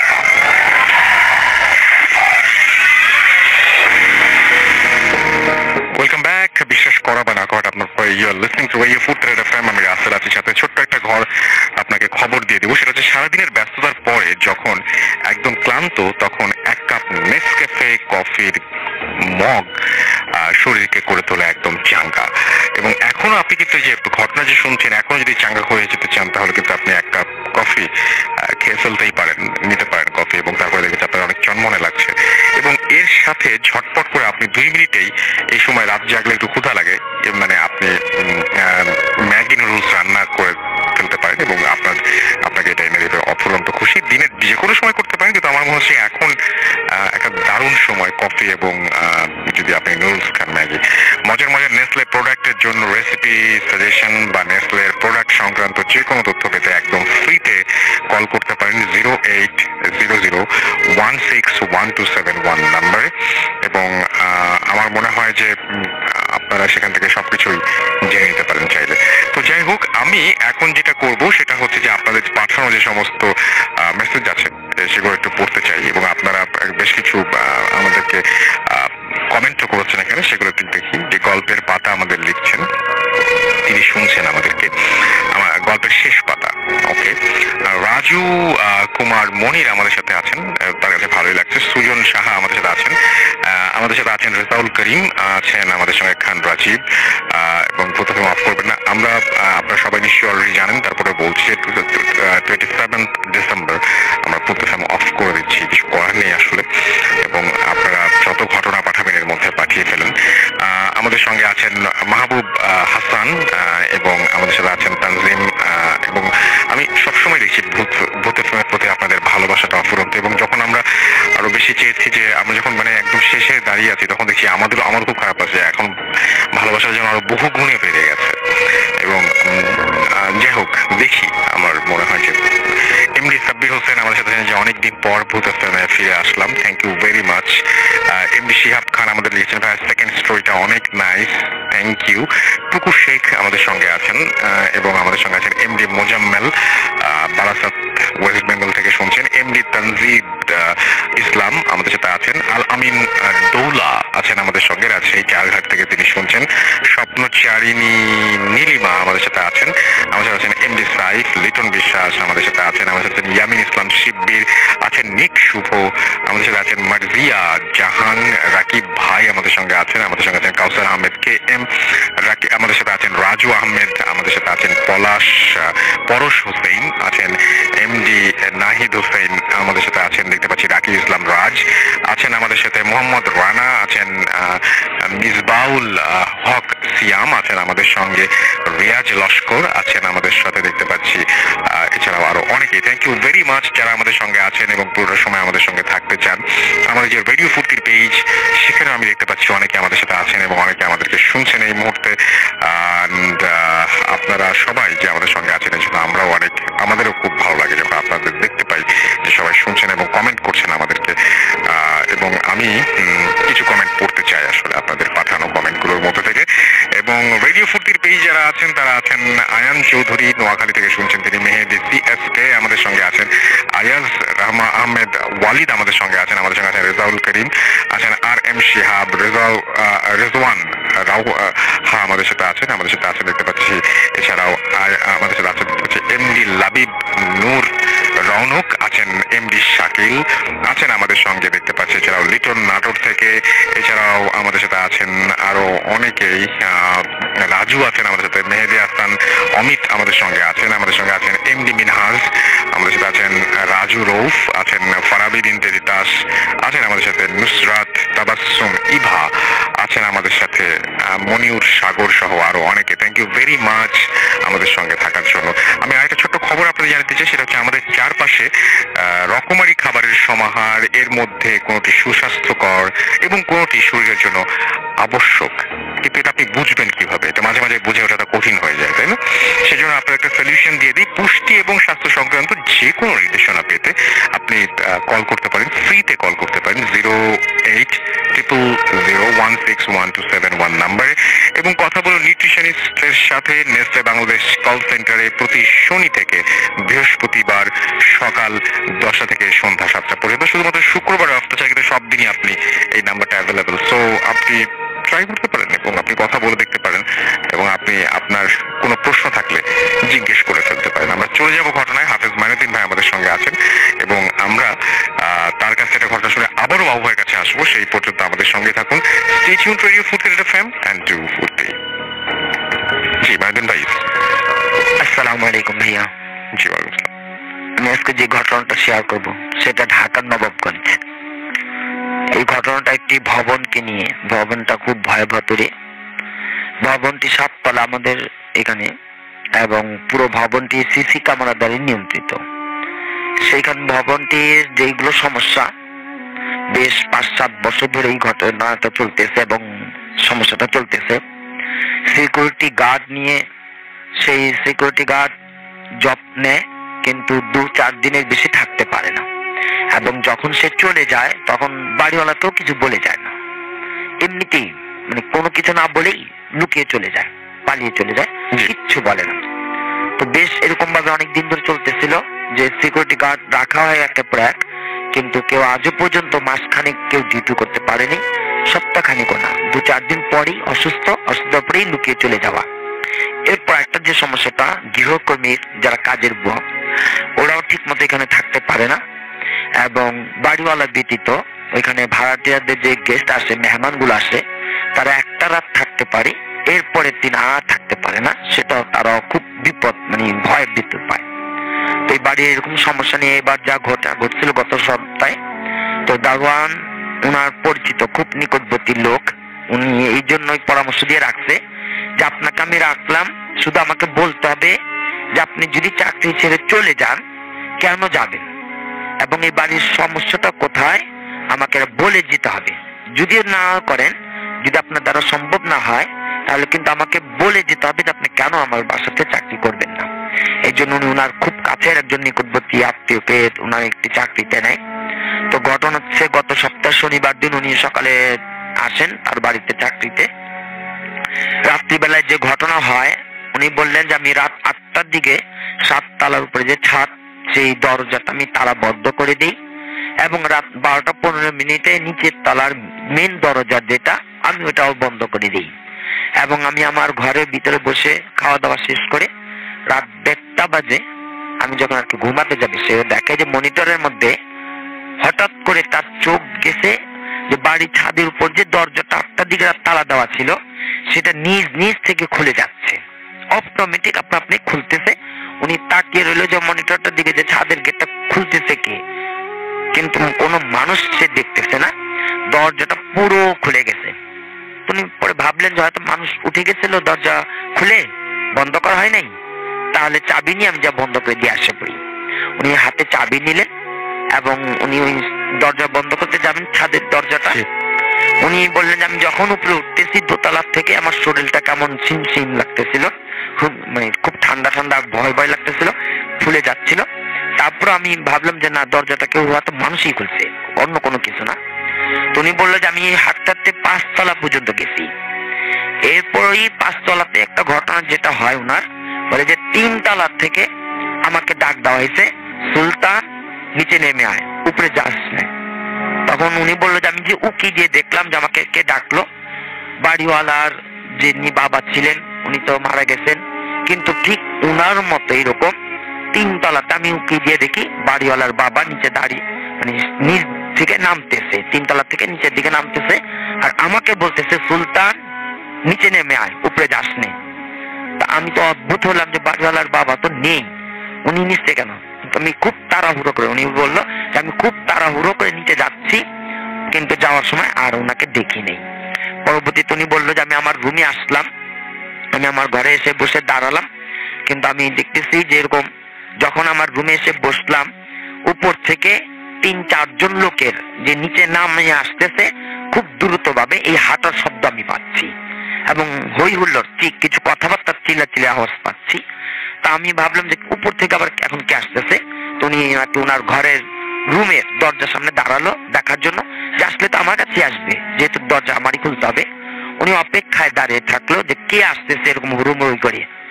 উনি বললো যে ওই মুহূর্ত থেকে আমার পেছনে দাঁড়িয়ে সেই বাড়িওয়ালার বাবা আমাকে বলতেছে, সুলতান আমার মা বেঁচে নেই, আমার মা মারা গেছে। উনি আর কি এই কথা শোনার সাথে সাথে বললেন যে আমি সেখানে কিছুক্ষণ, মানে অল্প কিছুক্ষণের জন্য, ঘন্টাখানেকের জন্য আমি জ্ঞান হারিয়ে ফেলি, আমার জ্ঞান থাকে না। আবার আমি যখন উঠি তখন ফজরও এখনো হয়নি, 4টা 4:30 বাজবে। বলে আমি শুধু ওই কথাটা, যে আমাকে যখন দেখলাম যে দাঁড়িয়ে সিঁড়ির থেকে নিচে কেউ আসতেছে কথা বলতে বলতে, অনেকগুলো 3-4 জন, আমি ওইখানে দাঁড়ানো, সে আমার পেছন থেকে তার ঠিক বাড়িওয়ালার বাবার মতোই দাঁড়িয়ে বলতেছে, সুলতান আমার মা মারা গেছে। ওই কথা শোনার পরে আমি যখন আবার উঠলাম, ঠিক 4টা 4:30টার দিকে উনি বলতেছে ওই একই রকমই সিঁড়ির থেকে নামার লোক শব্দ, কিন্তু নামে না। উনি বলতেছেন নামে না, কিন্তু শব্দ তো আমি দেখতেই আছি যে হ্যাঁ এরকম হাঁটার শব্দ। পরবর্তীতে উনি এরকম উপরে যে দেখবেন যে কি ঘটনাটা, বলছে আমি আর উঠতে পারিনি, আমি অসুস্থ হয়ে পড়ি। পরবর্তীতে যখন উনি খুবই গুরুত্বপূর্ণ অসুস্থ, মানে অবস্থা খুবই খারাপের দিকে ভয়, তখন আমিও সেখানে যাই। তো সেই বাড়িটা পুরো আমি দেখি, খেয়াল করি। পর সেইখানে একজন ভাড়াটিয়া ছিলেন 5 তলার 6 তলার উপরে, 6 তলার উপরে ভাড়াটিয়া যে ছিলেন, খুব পুরাতন উনি আমার কাছে সেই কথাটা বা দারোয়ানের কথাটা, এই বাড়ির কথাটা আমাকে শেয়ার করলো যে এই বাড়িতে 6 তলার উপরে যে বাড়িওয়ালার বাবা মারা গেছে, তার মা থাকতো। বাড়িওয়ালার বাবা প্রথম মারা যায়, কিন্তু ওনার মা ওনার ছেলের কাছে এরকম থাকতো। কিন্তু ওনার কোনো সেবা কোনো কিছুই খ্যাতমত ছিল না, অবহেলিত ছিল তার। এবং সে যে সকালে ফজরের আগে উনি মারা যান, তাদের কোনো খবর ছিল না। যখন দুপুর বেলায় তাকে খাবার দেওয়ার জন্য যাওয়া হয়, তখন দেখে যে উনি ইন্তেকাল করেন। ওই সবাই দুপুরের পরে আর কি খবরটা পায় উনি দুনিয়াতে নেই। তো ভাড়াটিয়া বলল যে উনার দাদুর মানে ছেলেটা যে মুরব্বিটার বদদোয়া অভিশপ্ত পুরো বাড়িতে একেবারে ছড়ানো, যার কারণে কেউই থাকতে পারে না সঠিক মতে, এবং খুব ভয়াবহ লাগে সবার কাছে, খুব ভয়, বাড়িটা খুব ভার হয়ে থাকে। উনি বারবার বলতেছে বাড়িটা একটা অভিশপ্তের বাড়ি, কেননা একজন অভিভাবক হয়ে সে কখনো কারো সেবা পান নাই। ইন্তেকালের সময় উনি কাউকে কাছে পান নাই। যখন মারা গেছে খুব ভোরবেলায়, দুপুর বেলা সবাই জানতে পারে উনি দুনিয়াতে নেই। এই ভাইয়া ছিল ঘটনা। থ্যাংক ইউ সো মাচ আপনার ঘটনার জন্য। আপনাকে অনেক ধন্যবাদ। আমরা চলে যাবো এখন বাবু ভাইয়ের কাছে, এবং বাবু ভাইয়ের কাছ থেকে আরেকটা ঘটনা শুনে আসবো। আশা করছি এই ঘটনাটা আপনাদের ভালো লাগবে। চলুন শুনে আসি। রাসেল ভাই, এই কাহিনীটা হচ্ছে আপনার সাগরের কাহিনী। এটা হচ্ছে মোহাম্মদপুরের একটা জায়গা, দ্যাট ইজ অ্যাকচুয়ালি মোহাম্মদপুরের একটা জায়গা, স্পেসিফিকলি বলার কিছু নেই। আচ্ছা, যাই হোক, ওদের সাগরদের বাসা যে জায়গা, সেই বাসার মানে অপোজিটে যে রাস্তার পাশে এক সময় ছিল নদী। এখন সেখানে শহর হয়ে গেছে, মানে বিল্ডিং ফিল্ডিং অনেক কিছু। তো ওই রাস্তার মোড়টা সম্পর্কে সবার কাছেই ও শুনতো, ওর মুরব্বীরা, যে রাতের বেলা যখন ওরা হাঁটতো দিক দিয়ে, ওনারা যখন হাঁটতেন, ব্যাকিন আমিও মনে হয় তখন ছোট, স্কুলে পড়ি, এরকম সময়কার কথা। তো তখন আমি কিন্তু ওদিক দিয়ে গেছি, রাসেল ভাই নিজে সাইকেল চালায় তখন গেছি ওদিক দিয়ে। আমার ভয় লাগতো না, আমি কিছু দেখি নাই। বাট ওর মুরব্বীরা নাকি বলছে ওখানে নাকি অনেক কিছু দেখতো তারা। দেখা জিনিসের মধ্যে অনেকে দেখছে যে মাথা ছাড়া মানুষ রাস্তা দিয়ে হাঁটতেছে, এরকম কিছু। তো সাগর ওখানে থাকে, তাদেরই বাড়ি। সে তাদের বাড়িতে যেটা এক্সপিরিয়েন্স করতো, যে হচ্ছে তাদেরকে মনে হতো ওর কাছে যে ও প্রায় রাস্তার মধ্যে শব্দ শুনতো আর কি, এটা ওইটা বিভিন্ন রকমের শব্দ, মানে উইয়ার্ড শব্দ। আবার ওর কাছে মনে হতো মাঝে মাঝে যে ওদের যে জানালার মধ্যে কেউ রাতের বেলা, মানে জানালার ওই পারে কেউ আছে, এরকম লাগতো। তো ভয় ভয়ে ঘুমায় যেত। একদিন যেটা হয়েছে, ওর পরীক্ষার আগে ও মানে সাধারণত রাত করে পড়তো না, গভীর রাতে। বাট ওই দিন সে মানে রাত করে পড়ার চিন্তা করছে, কারণ বন্ধুরা পড়ে এবং তার প্রিপারেশন ভালো ছিল না, সামনেই ম্যাট্রিক পরীক্ষা। তো ও চিন্তা করে কি যে ওই দিন ও রাত জেগে পড়বে। রাত জেগে পড়ার যাতে রাত জাগার অভ্যাস নেই রাসেল ভাই, তারা কিন্তু সহজে জাগতে পারে না, তারা ঘুমে একদম মানে অবস্থা খারাপ হয়ে যায়। তো সাগরও চেষ্টা করছিল, কিন্তু তার অবস্থা একদমই খারাপ হয়ে যাচ্ছে। তো একসময় সে চিন্তা করলো দুধ ঘুমায় পড়ি। তো রাত তখন 1টা-1:30 বাজে, খুব বেশি বাজে নেই। রাত তখন ওই জায়গাও যে খুব একটা জায়গা যে কোয়াইট হয়ে যায়, এখন তো ঢাকায় 1টা-1:30 দিক খুব একটা কোয়াইট হয় না, তো তাও কিছুটা হয়ে গেছে আর কি। তো এই অবস্থায় ও মানে রুমের লাইটটা নিভে যায়। তো তখন দেখে যে হালকা মানে গুড়ি গুড়ি বৃষ্টি পড়তেছে। তো ঘুমানোর সময় জাস্ট চোখের দিয়ে এক কোণা দিয়ে সে দেখে যে কুকুর হাঁটতেছে রাস্তা দিয়ে, স্ট্রিট ল্যাম্পের আলো নিচে। তো ওর যেটা আই ক্যাচিং হয়তো চোখ সরে যেত, দেখে যে স্ট্রিট ল্যাম্পটা ফ্লিক করে 2বার। ফ্লিক করার পর কুকুরগুলা মনে হলো কেমন যেন একটু নড়াচড়া বেশি করলো। একসময় স্ট্রিট ল্যাম্পটা বন্ধ হয়ে গেল, এবং বন্ধ হওয়ার আগে দিয়ে সে দেখলো কুকুরগুলা শেপ শিফট করলো, মানে তাদের শেপ চেঞ্জ করলো। যখন আলোটা নিভে গেল, ঠিক ওই মুহূর্তে কুকুরগুলো মনে হলো যে বসার থেকে মানুষ হয়ে গেল, দাঁড়ায় পড়লো, মানে দাঁড়ায় মানুষ হয়ে গেল, লাইক মানুষের শেপ হয়ে গেল। এবং এই লাইট নিভাতে সে কিন্তু মানুষ পুরো দেখে নাই, বাট সে দেখতে মানুষের শেপের হয়ে গেল। এখন ও একবার ভাবলো এটা কি লাইটের খেলা। তার কিন্তু ঘুম তখন ঠাস করে চলে গেছে মাথার থেকে, যে আলো আধারিয়ে অনেক সময় খেলা খেলে মানুষের মধ্যে, ছায়ার খেলা লাইট অ্যান্ড শ্যাডো। তো একবার ভাবলো সেরকম কিছু, পরে সে ভাবলো না, সে দেখলো যে ওই লাইট নিভে যাওয়াতেও দূর থেকে আলো আসতেছে এবং ওই মানে ওই জায়গাটা বোঝা যাচ্ছে এবং বৃষ্টির সাথে কিছুটা আলোকিত, এর মধ্যে বৃষ্টির সাথে হালকা বাতাসও যাচ্ছে, বাতাসও বইতেছে। তো ভালো মতন খেয়াল করে দেখলো যে দূর দিয়ে মনে হচ্ছে 3টা লম্বা লম্বা ছায়া এবং এই লম্বাগুলো প্রায় সাধারণ মানুষের হাইট না, 8-9 ফিট এরকম হবে, উঁচু উঁচু হাঁটতেছে। একবার এই পাশে আসে, মানে কাছে আসে, আবার যখন আলোর কাছাকাছি চলে আসে আবার ওদিকে চলে যায়, যে ঠিক ওই জায়গাটাতেই সার্কেল করতেছে। তো ওর জায়গা দিয়ে না, ও যতটুকু দেখতে পাচ্ছে, ও ভাবছে যে আমি যদি আমাদের ঠিক উপরেই ছাদ, ওরা থাকতো 6 তলায়, আমি ঠিক উপরেই ছাদে যদি উঠি তাহলে আমি আরো জিনিসটা আরো সুন্দর দেখতে পাবো, ভালো মতন দেখতে পাবো। পুরো ঘুম কিন্তু কম। সে করে কি, আস্তে করে উঠে যে সে মানে ওই হেঁটে হেঁটে মোবাইলটা নেয়, মোবাইলটা নিয়ে আস্তে আস্তে সিঁড়ি ঘরে বের। সিঁড়ির দরজা যখন খুলে তখন সে শুনতেছে যে তাদের যে ছাদের যে গেটটা ঠিক উপরে, ইমিডিয়েটলি উপরের তলায় একটা লোহার গেট আর কি ছাদে, ওইটা ঠাস ঠাস ঠাস ঠাস করে বাড়ি খাচ্ছে, কিন্তু ওই দরজা কিন্তু লাগানো থাকে রাতের বেলা, দারোয়ান তালা মেরে দেয়। তো ও চিন্তা করলো ছাদের দরজা খোলা, আবার দেখে ঠান্ডা বাতাস একটা আসতেছে, সিঁড়ি দিয়ে যাচ্ছে, বৃষ্টি হালকা পড়তেছে এই সময়। তো তারপরও খুব অ্যাডভেঞ্চারাস মাইন্ডে বা কিউরিয়াস মাইন্ডে দরজাটা লাগায়, ফ্ল্যাটের দরজাটা লাগায়। যখন সিঁড়ির কাছে উঠে, যখন দরজাটা দিয়ে ঢুকবে, দেখে দরজাটা হালকা ভেজা। এই সময় সে দেখে সিঁড়ির এখান থেকে লম্বা লম্বা এরকম ছায়ার মতো মানুষ, লাইক ছায়ার মতো জিনিস, মানুষ বললে ভুল হবে, শেপটা মানুষের মতো, এর জন্য তাই বলছি। উপরের অংশটা বোঝা যায় না যে কি চেহারা বা কিছুই বোঝা যায় না, পা দুটো বোঝা যাচ্ছে লম্বা লম্বা। এগুলো খুব সুইফটলি, মানে ম্যাটার অফ লাইক, মানে খুব স্পিডে, লাইক খুব যেমন ফাইটার জেট যেরকম স্পিডে যায়, জি সেরকম তার পায়ে যে শাট করে পাস করে চলে গেল নিচে, মানে 1 সেকেন্ডের জন্য গেটে এবং পরবর্তী সেকেন্ডে তাকে পাস করে সিঁড়িতে নেমে গেল। এবং ওগুলো নামার সাথে যে বাতাস, সে বাতাসও তার গায়ে লাগছে এবং ও তো ওখানে ফ্রিজ হয়ে যায়, ও আর কোথাও ওঠার চিন্তাও করতে পারে না। পরের সেকেন্ডে দেখে আবার তার সামনে দিয়ে উঠে চলে যায়, উঠে ঠিক ছাদের ওই গেট দিয়ে। এইবার যখন ছাদের গেট দিয়ে উঠতেছে তখন বিড়িম করে ছাদের গেটটা বন্ধ হয়ে যায়, একদম খুব জোরে বাড়ি দেখ ছাদের গেটটা বন্ধ হয়ে যায়।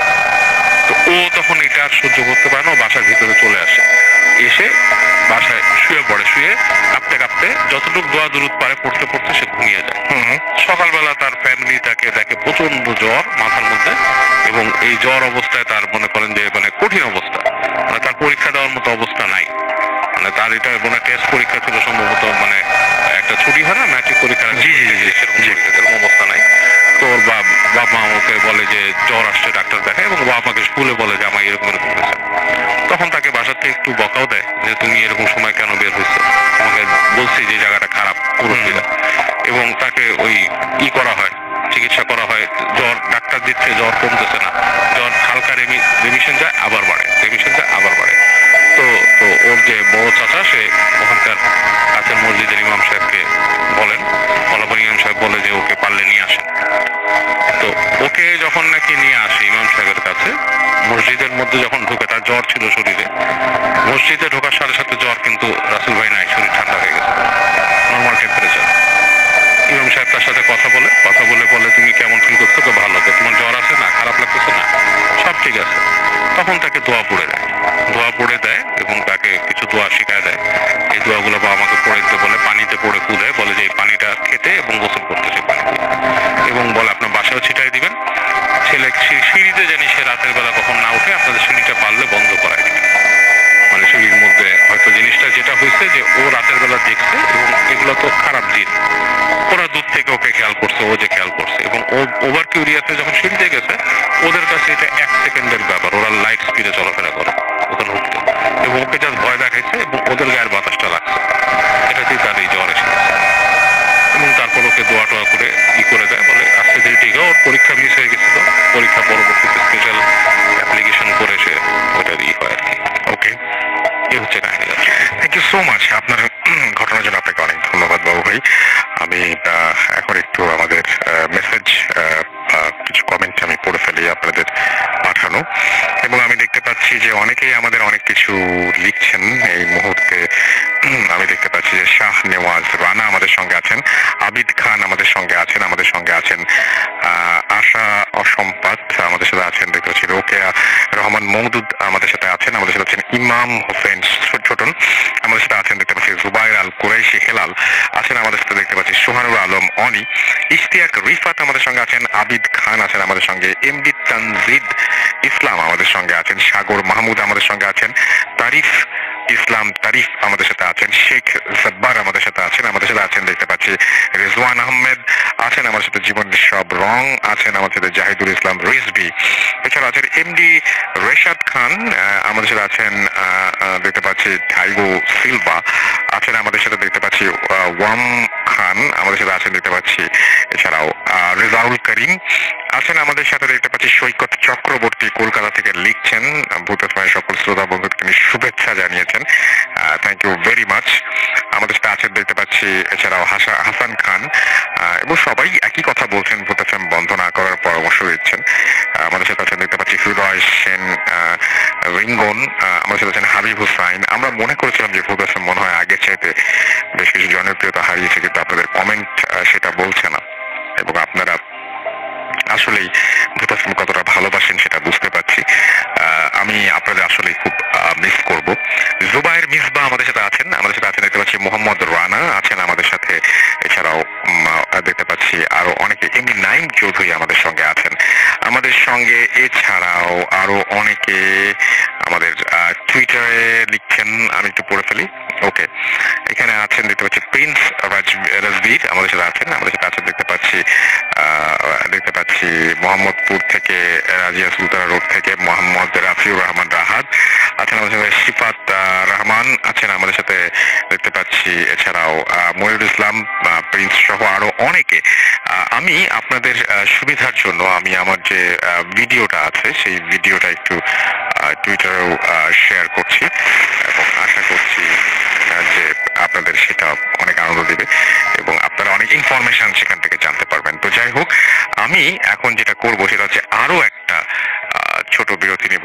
তার আগে একটা খবর আপনাদের আমি একটু দিয়ে যেতে চাই, আর সেই খবরটা হচ্ছে যে আমাদের চারপাশে আপনারা জানেন যে আমরা সবাই খুব ব্যস্ত, এবং এখন যে ভূতস্ম শুনছি এটা শুনতে শুনতেও আমাদের মাথার মধ্যে কালকের অনেক প্ল্যান হয়তো চলছে, রাইট? আবার ভূতস্ম শুনতে শুনতে অনেকে ঘুমও পায়, কিন্তু আবার ভূতস্মের ঘটনাও মিস করতে চান না। কি করা যায়? আমার মনে হয় যে এক কাপ নেসক্যাফে হয়ে যাক, কফির মগ হাতে নিয়ে তুলে নেন এবং দেখবেন যে মুহূর্তের মধ্যে আপনি চাঙ্গা হয়ে যাবেন। সারাদিনের ব্যস্ততার পরে একদম যখন এরকম ক্লান্ত থাকবেন তখন আপনি নেসক্যাফে কফির কাপে একটু সিপ দিতেই পারেন। এর সাথে আপনি ঝটপট করে মাত্র 2 মিনিটে ক্ষুধা লাগলেই ম্যাগি নুডলস রান্না করে ফেলতে পারেন, এবং সেটা আপনাকে দেবে অফুরন্ত খুশি। মজার মজার নেসলে প্রোডাক্টের জন্য রেসিপি সাজেশন বা নেসলে প্রোডাক্ট সংক্রান্ত যে কোনো তথ্য পেতে ফ্রিতে কল করুন 0800016127 নাম্বারে, এবং আশা করছি যে আপনি সব ধরনের তথ্য এখান থেকে পেয়ে যাবেন। তো যাই হোক, আমি যেটা করব সেটা হচ্ছে যে এখন ছোট্ট একটা বিরতি যাব, এবং বিরতিতে যাওয়ার পরে আমরা নতুন অতিথি নিয়ে আবার ফিরে আসবো। সেই পর্যন্ত আমাদের সঙ্গে থাকুন। স্টে টিউনড রেডিও ফুর্তি FM and do ফুর্তি। পিরিয়ডের দিনগুলোতে পছন্দের বিষয়গুলো হয়ে ওঠে বিরক্তিকর, তাই তোমার স্বস্তির জন্য এক্সট্রা কেয়ার নিয়ে পাশে আছে ফ্রিডম স্যানিটারি ন্যাপকিন। তোমাকে রিয়েলি বোঝে, ভালো করে দেখার আগে অ্যাড হয়ে গেছে। এই তো শুরু হয়ে গেল ইন্টারনেটিং। এনগেজমেন্ট থেকে হানিমুন, সেলফি থেকে ভিডিও শেয়ারিং এ যেই পরিমাণ এনার্জি দেবে তাতে আরেকটা তাজমহল বানিয়ে ফেলা যাবে। এই সময় ইন্টারনেটটা বেশি লাগে, তাই আরো বেশি এনজয় করতে বাংলা লিংকের বেশি ইন্টারনেট। Face it, radio মানে ফুর্তি। ফুর্তি FM. The night comes alive. বিশ্বাস করা না করাটা আপনার ব্যাপার।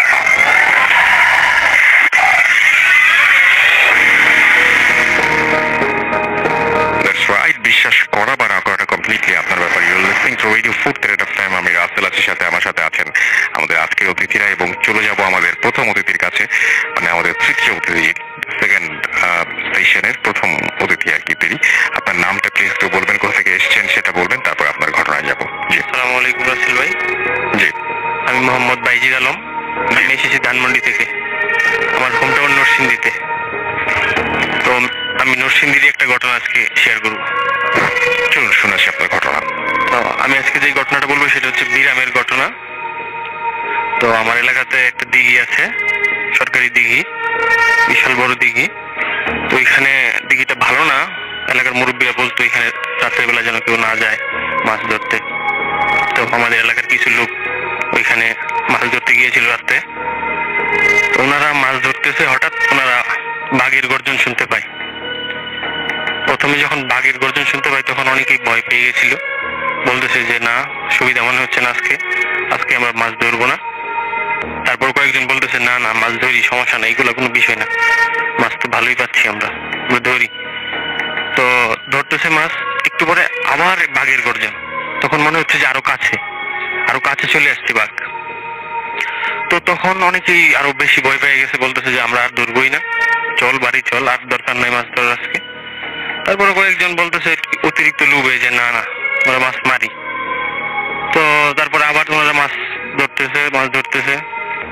তারপর আবার বাঘের গর্জন, তখন মনে হচ্ছে যে অনেক নিকটে এসে পড়ছে বাসটা, মনে হচ্ছে বাঘটা অনেক নিকটে চলে আসছে। তখন ওনাদের হাতে টর্চ লাইট ছিল, টর্চ লাইটটা ওনারা মারে সামনে দেখার জন্য। জি দেখার জন্য সামনে মারে। তখন ওনারা যা দেখতে পায় যে একজন মানুষ দাঁড়িয়ে আছে, অবিকল মানুষ, শুধু তার মাথা নাই, তার বুকের মধ্যে 4টা চোখ, বুকের মধ্যেই দাঁত। তো ওনারা যখন টর্চটা ওইখানে ছাড়ে, ওনারা দেখে যে ওনাদের টর্চের যে পাওয়ার, তার চেয়ে 3 গুণ পাওয়ারফুল ওর চোখ থেকে একটা আলো আসছে এইদিকে। দেখে তো ওনারা যে যার মতো করে দৌড়িয়ে পালায় বাড়িতে চলে আসছিল। আসার পরে তো পরের দিন ওনাদের অনেক জ্বর, গোসল টোসল করানো হয়েছে।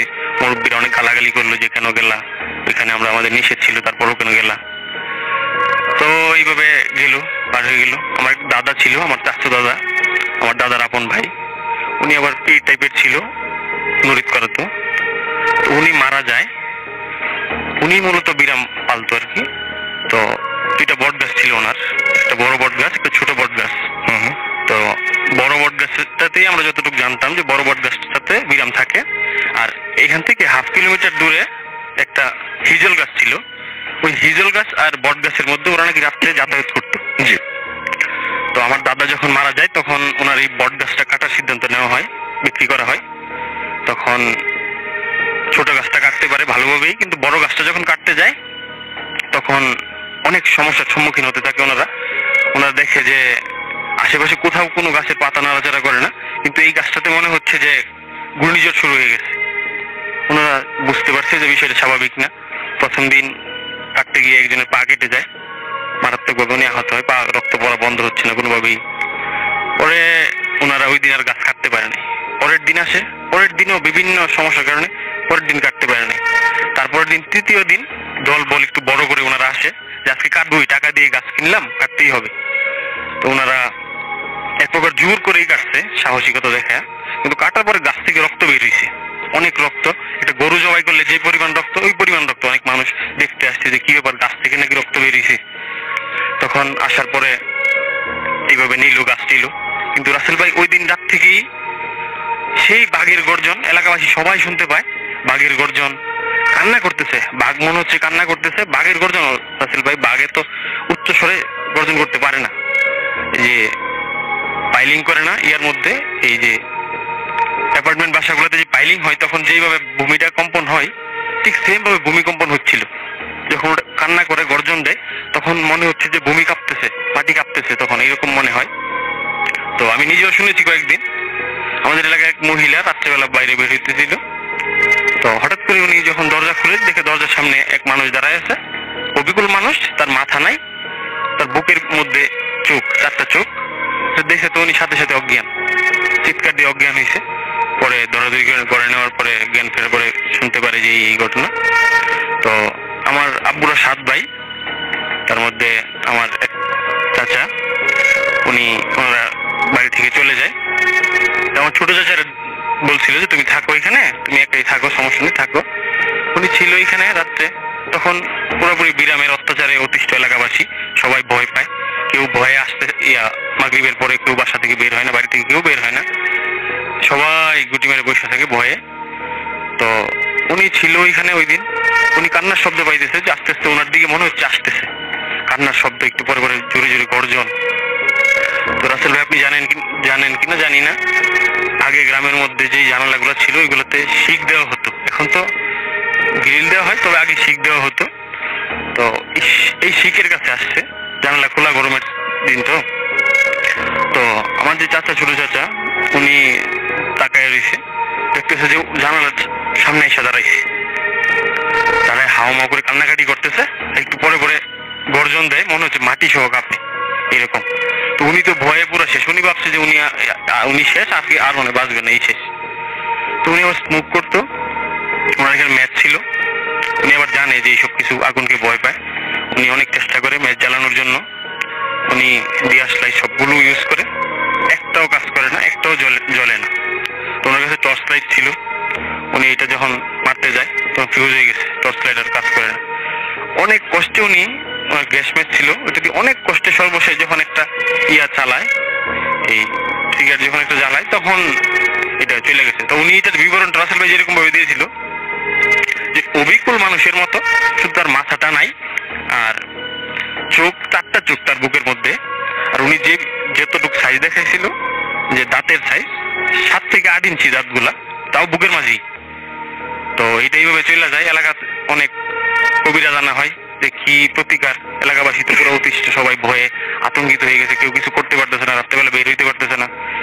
তো কবিরা জানে কেউ কিছু করতে পারে না, কেউ কিছুই করতে পারে না। তো বলতেছে যে এই যে উনি যে পীর সাহেব ছিল দাদা, উনি তো পালতো, উনি ছাড়া তো এখন কিছুই করা যাইতেছে না এইগুলো। তো আমার এক চাচা, 5 নম্বর চাচা, উনি রাত্রেবেলা আসতেছিল, রাত্রে পাই তখন 2টা। উনি আসার পথে আমার যে দাদা, যে পিরাম পালতো, ওনার মাজারের কাছে আসার পরেই ওনার সাথে দেখা, এই দাদার সাথে দেখা। তো আমার চাচা জিজ্ঞেস করলো যে জ্যাঠা আপনি কোথেকে আসছেন এত রাতে? তো বলতেছে বাবা আমি তো হজ করে আসছি। তখন বলতে হজ করে আসলেন? তো আমার চাচা যেভাবে দাঁড়ায় ছিল, ওনার ডান পাশেই ছিল মাজারটা, ওনার আবার একদম খেয়াল নাই যে এই দাদা মারা গেছে। ওনারে আমার দাদা বলতেছে, এই দাদা যে তুমি একটু ঘুরো, তুমি একটু বাম পাশে ঘুরো, তুমি পিছনে তাকাইবা না, পিছনে তাকাইলে তুমি ভয় পাইবা। কিন্তু আমার চাচার একদমই মাথায় নাই যে উনি মারা গেছে। একদম স্বাভাবিকভাবে উনি কথা বলতেছে যে ওনার চাচা, ওনার জ্যাঠা আসছে, হজ করে আসছে, কথা বলতেছে। তখন বললো যে জ্যাঠা আমরা তো অনেক, সবাই খুব আতঙ্কে আছে, সবাই খুব ভয়ে আছে, তো আমরা কিভাবে প্রতিকার পাইতে পারি এই বিষয়টা থেকে, আমরা তো আর পারতেছি না। তখন বলতেছে যে যাও তুমি, আজকে থেকে আর হবে না, আর রাত্রেবেলা এইভাবে বেড টেড হইও না। তো আমার চাচা বাড়িতে আসলো, আসার পরে উনি যখন রুমে ঢুকবে তখন ওনার খেয়াল হয়েছে আরে আমার চাচা তো উনি তো নাই, উনি তো মারা গেছে। তখন উনি অনেক ভয় পেয়ে গেছে, বিষয়টা বুঝতে পারছে। রাসেল ভাই তারপর থেকে আর কোনো সমস্যা হয়নি। এই ছিল আমার কাহিনী। Thank you so much. আপনার ঘটনার জন্য আপনাকে অনেক ধন্যবাদ, এবং আশা করছি যে ঘটনাটি আপনাদের ভালো লেগেছে। এবং আমি এখন যেটা করব সেটা হচ্ছে যে সরাসরি আপনাদেরকে আরো একটা ঘটনায় নিয়ে যাব, এবং সেই ঘটনাটি যাওয়ার আগে আমি আপনাদেরকে ইনফরমেশন দিয়ে দেবো। সেটা হচ্ছে যে আমাদের চারপাশে নানা রকমের রকমারি খাবারের সমাহার, এর মধ্যে কোনটি সুস্বাস্থ্যকর আর কোনটি শরীরের জন্য আবশ্যক এটা বুঝে ওঠা বেশ কঠিন হয়ে দাঁড়ায়। তাই পুষ্টি সংক্রান্ত যে কোনো তথ্যের জন্য আপনি যেটা করতে পারেন সেটা হচ্ছে সরাসরি আপনি কিন্তু আমাদের আপনি যেটা করতে পারেন সেটা হচ্ছে যে কোনটা আপনার শরীরের জন্য পুষ্টিকর আর কোনটা আপনার স্বাস্থ্যসম্মত খাবার এবং পুষ্টির ঘাটতি কোনটা পূরণ করে সেই সমস্ত সবকিছু জানতে আপনি ফ্রিতে কিন্তু কল করতে পারেন 08000161271 নাম্বারে, এবং কথা বলতে পারেন নিউট্রিশনিস্টের সাথে নেসলে বাংলাদেশের কল সেন্টারে প্রতি শনি থেকে বৃহস্পতিবার সকাল 10টা থেকে সন্ধ্যা 7টা। তো আপনার যে কোনো ধরনের কোয়েশ্চেন কিন্তু আপনি এখানে পুষ্টি সংক্রান্ত যে কোনো ধরনের তথ্যই আপনি কিন্তু এখানে সংগ্রহ করতে পারেন, এবং আমাদের অনেক কাজের তথ্য এখানে আপনি পেয়ে যাবেন। তো আমার মনে হবে যে অবশ্যই আপনি you should check it out, দেখতে পারেন আগামীকালকেই, শনিবার তো না, সো ট্রাই করে দেখতে পারেন। আমি চলে যাবো একটা ছোট্ট ঘটনা, এটা একটা অডিও ক্লিপ আমাদের একজন লিসনার আমাদেরকে পাঠিয়েছেন, চলুন শুনে আসি, ফিরে আসবো একটু পরে। Stay tune two radio Foorti FM and due ফুর্তি।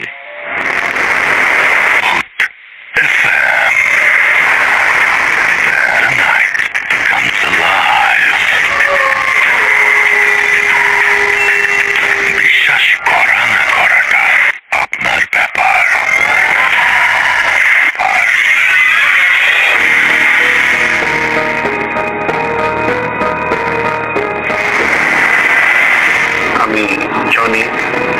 মোহাম্মদ ফতিক বলছি।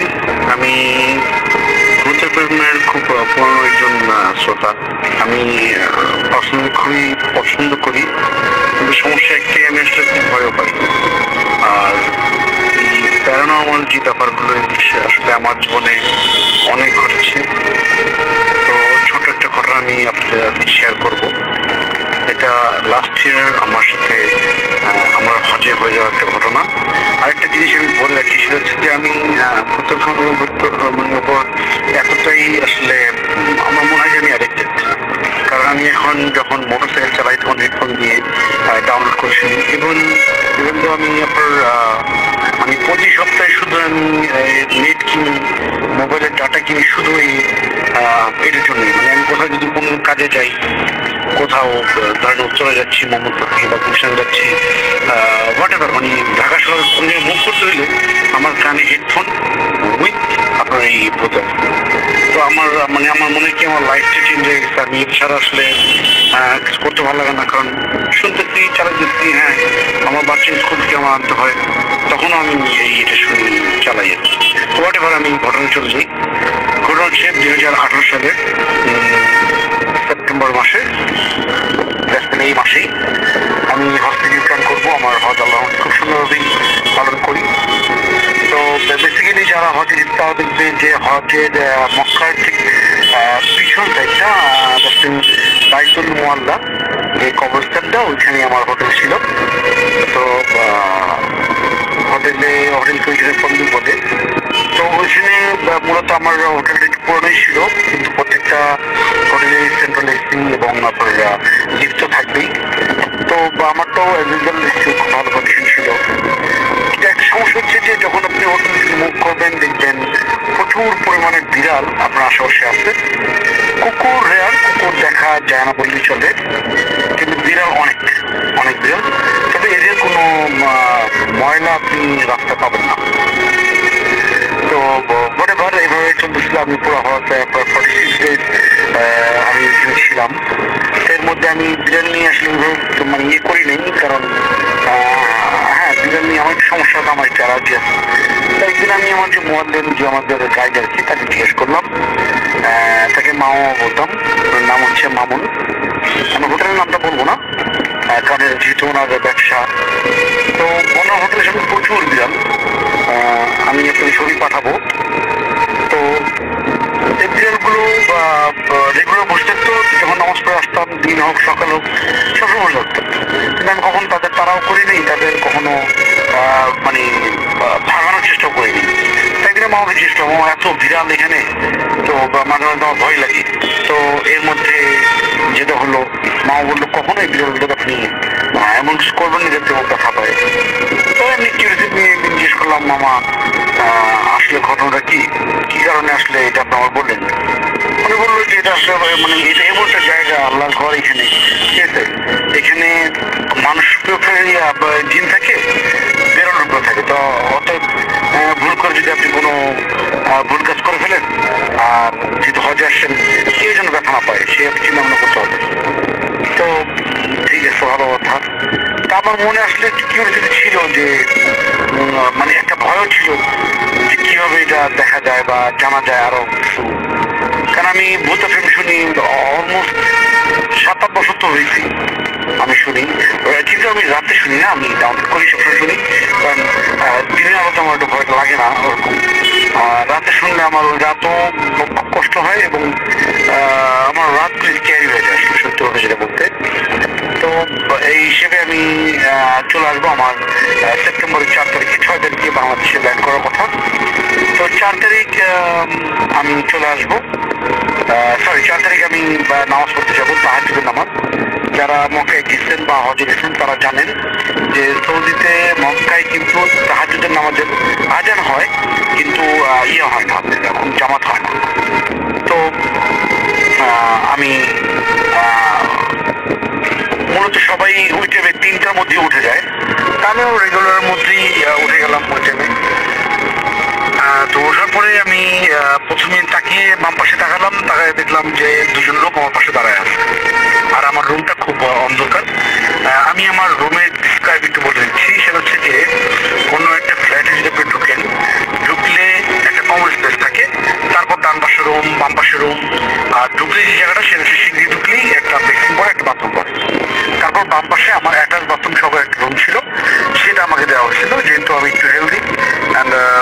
আমি আমার ক্যাটাগরিটা একটু ভালো ক্যাটাগরি ছিল, যেমন আমার রুমে অ্যাটাচ বাথরুম ছিল। তো আমি রাতে ভয় পাই, এই জন্য রুমের লাইটটা কেউ জ্বালাতে দিত না। আর যারা আমার সাথে থাকতো তারা ম্যাক্সিমাম একটু বয়স্ক, আর আমরা 5 জন ছিলাম এক রুমের ভেতরে। তো এরকম যে রুম দিয়ে ঢোকার পরে আমার ওই কমন স্পেস থেকে বাম দিকে ঢুকলেই আমার রুমটা, ঢুকে প্রথমে বাম পাশে বাথরুমের বরাবর একটা বেড, তারপরে একটা বেড, ঠিক দরজার উল্টা কর্নারে এসির নিচে আমার বেডটা। তো রুমগুলো খুব বড়, অ্যাপ্রক্স আপনার 300 স্কোয়ার ফিট তো হবেই, 300 স্কোয়ার ফিটের রুম। তো এখানে সিঙ্গেল বেড থাকে। তো আমি বেডে শুলে ধরেন আমি আপনার দরজাটা খোলা রাখতাম যাতে ঘরটা একটু আরো কিছু থাকে, এবং ওই দরজার সাথে সাথে আমি বাথরুমের লাইটটা জ্বালাই দিয়েও বাথরুমের লাইটটা দরজাটা একটু খোলা রাখতাম।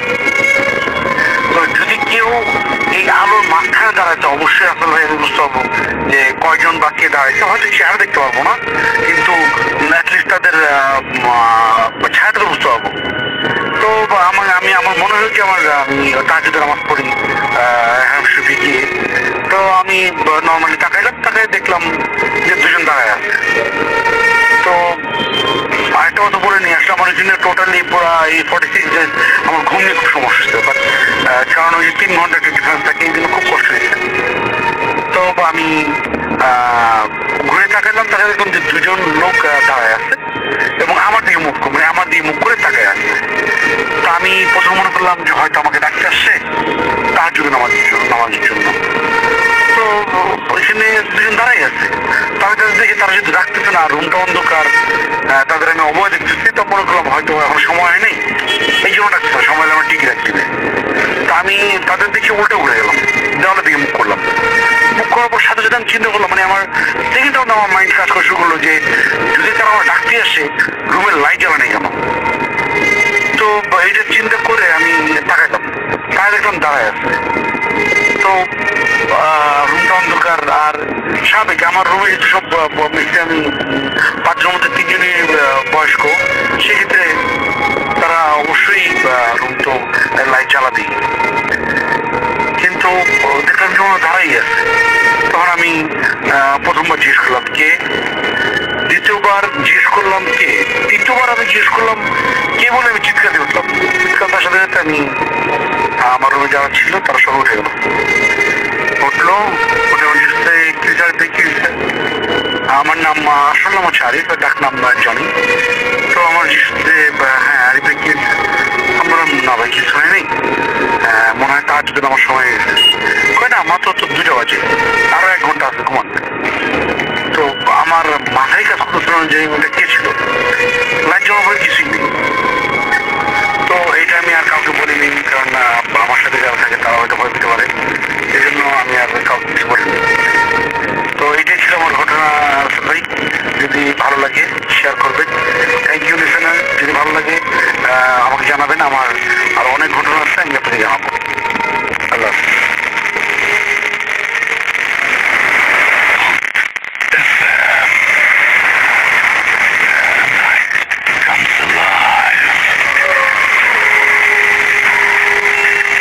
বিশ্বাস করা না করাটা আপনার ব্যাপার।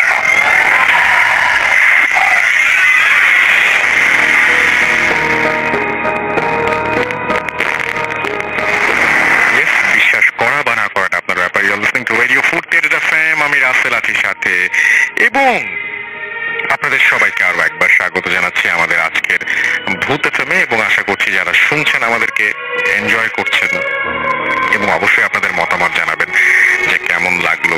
এবং মানে ভূত এফএম শেষ হয়ে যাচ্ছে বলে আপনি সবকিছু ভালো বলবেন না, অবশ্যই আপনার অবশ্যই জানানোর রাইট আছে যে কোনটা ভালো লাগছে কোনটা খারাপ লাগছে। আমাদের সাথে আরো অনেকে এখন আছেন, দেখতে পাচ্ছি জিল্লুর রহমান আছেন আমাদের সঙ্গে, এবং আবরার আহমেদ রিসাল আমাদের সাথে আছেন, আমাদের সাথে আছেন এমডি শহীদুল্লাহ আছেন, আমাদের সাথে সোহাগ আকন্দ আছেন, আমাদের সাথে মইনুর সাগর, এছাড়াও আমাদের সাথে আছেন দেখতে পাচ্ছি আবু সাহিদ জৌবান রহমান আমাদের সাথে আছেন, আধি রহমান আমাদের সাথে আছেন, মইনুর সাগর আমাদের সাথে আছেন দেখতে পাচ্ছি জুনায়েদ উদ্দিন আছেন আমাদের সঙ্গে, ইসরাত জাহান সাদিকুর রহমান জিহাদ লিখেছেন I am listening from Tangail. এছাড়াও আমাদের সাথে শাহরিয়ার সুমন আছেন, দেখতে পাচ্ছি আমাদের সাথে মহাতাসিন সেহেনা নুক রাকাত, ওকে। আমাদের সাথে আছেন আবরার আহমেদ, এছাড়া আমাদের সাথে আছেন ফারহান রহমান, মারগুব এম রশিদ আমাদের সাথে আছেন, আমাদের সাথে আছেন নীল রাজ, হাবিব মাসুম আমাদের সাথে আছেন, আমাদের সাথে আছেন দেখতে পাচ্ছি অন্তু কুমার, এছাড়া আমাদের সাথে আছেন অনিকেত প্রান্তর আসিফ, এবং আমাদের সাথে আছেন দেখতে পাচ্ছি এছাড়াও হৃদয় সহ আরো অনেকে। এটা পড়ছিলাম রেডিও ফুর্তির পেজ থেকে, আমাদের যে ভূত এফএমের যে পেজ সেখানেও আপনারা অনেকে আছেন এবং আমি আশা করব যে সেখান থেকে আমরা কিছু পড়ে ফেলতে পারবো। আমাদের সাথে যারা এই মুহূর্তে আমাদেরকে শুনছেন ভূত এফএম পেজ থেকে, আমি পেজের অ্যাড্রেসটা একটু বলি, www.facebook.com/bhutfm.russell। শানেওয়াজ রানা আমাদের সাথে আছেন, আবিদ খান আমাদের সাথে আছেন, আমাদের সাথে আছেন দেখতে পাচ্ছি এছাড়াও আরো অনেকে। এবং আপনারা লিখছেন যে ভূত এফএম কেমন লাগছে, আপনারা এই পেজে আসলে যদিও পেয়ে যাবেন। আরো কিছু মেসেজও আজকে শো শেষ করার আগে পড়তে চাইবো, এবং আমাদের সাথে যারা লিখছেন তাদের মধ্যে আছেন দেখতে পাচ্ছি এছাড়াও ফুয়াদ, এছাড়াও মেহেদি সিএসকে আছেন আমাদের সাথে দেখতে পাচ্ছি। তিনি লিখছেন যে অডিও ক্লিপ ভালো হয়, আমার মনে হয় সাউন্ড জ্বর বেশি ডিস্টার্বিং লিখেছে। উৎস কুমার আমাদের সাথে আছেন, তৌহিদ হাসান আমাদের সাথে আছেন, আমাদের সাথে আছেন দেখতে পাচ্ছি অমৃত ফ্রেজন, আমাদের সাথে আছেন তরিকুল তপু মিরপুর ঢাকা থেকে, আমাদের সাথে আছেন দেখতে পাচ্ছি এছাড়াও মাহিদুল ফুয়াদ সহ আরো অনেকে। তো আমরা আমাদের আরো একজন অতিথি আমাদের সঙ্গে এই মুহূর্তে আছেন, তার কাছে সরাসরি চলে যাবো। আপনার নামটা প্লিজ একটু বলবেন, আপনি কোথা থেকে এসেছেন সেটা বলবেন, তারপরে আপনার ঘটনায় যাবো। জি, আসসালামু আলাইকুম রাসেল ভাই। আসসালামু আলাইকুম বিসলাট। আশা করি সবাই ভালো আছেন। আমি শাহিন মাহমুদ, আসছি উত্তর বাড্ডা থেকে। আমার দেশের বাড়ি বরিশাল বিভাগ, পটুয়াখালী জেলা। তো আমি আজকে যে ঘটনাটা শেয়ার করব সেটা হচ্ছে আমার দুই বন্ধুর কাছ থেকে শোনা। আমার দুই বন্ধু যাত্রাবাড়িতে চাকরি করে, একটা কোম্পানিতে চাকরি করে। 2019 সালে আগস্ট মাসে ছুটি পেয়ে দুজনে বাড়ি যায় ঘুরতে বেড়াতে। তো তারা সারাদিন ঘুরে ফিরে বাড়ির পাশে সন্ধ্যাবেলা একটা বাজারে যায় চা আড্ডা দিতে যাওয়ার পরে নেক্সট ডে তারা ক্যারাম বোর্ড খেলার আড্ডায়।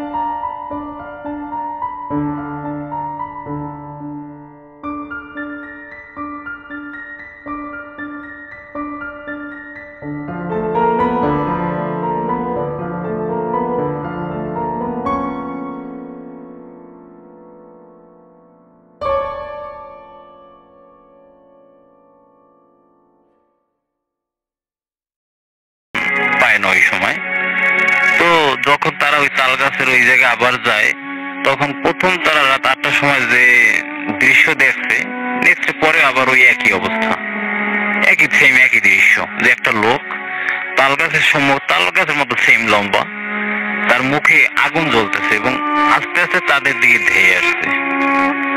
তো তারা দুই বন্ধু আবার ভয় পেয়ে আবার বাজারের দিকে দৌড় দেয়। তো বাজারের দিকে তারা না গিয়ে তারা একটা জঙ্গলের ভিতরে ঢুকে পড়ে, অন্য একটা জঙ্গলের দিকে। তো তারা যখন জঙ্গলের ভিতরে ঢোকে, অনেক দূর দৌড়ায়, ওই অদ্ভুত লোকটার দেখে না, কিন্তু একজন হুজুরের মতো একজন লোক তাদের সামনে এসে পড়ে, সাদা পাঞ্জাবি পরা, মাথায় টুপি, পাগড়ি গলা।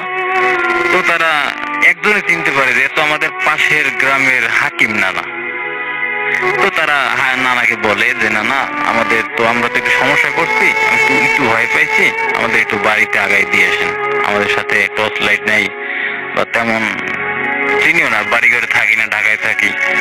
তো হাকিম নানাকে তারা এই দৃশ্যের কথা মানে ভয়ের কথা বলে না যে হাকিম নানা শুনলে কেন বাড়িতে আগায় দিয়ে না আসে, এইভাবে তারা হাকিম নানার সাথে বাড়িতে রওনা দেয়।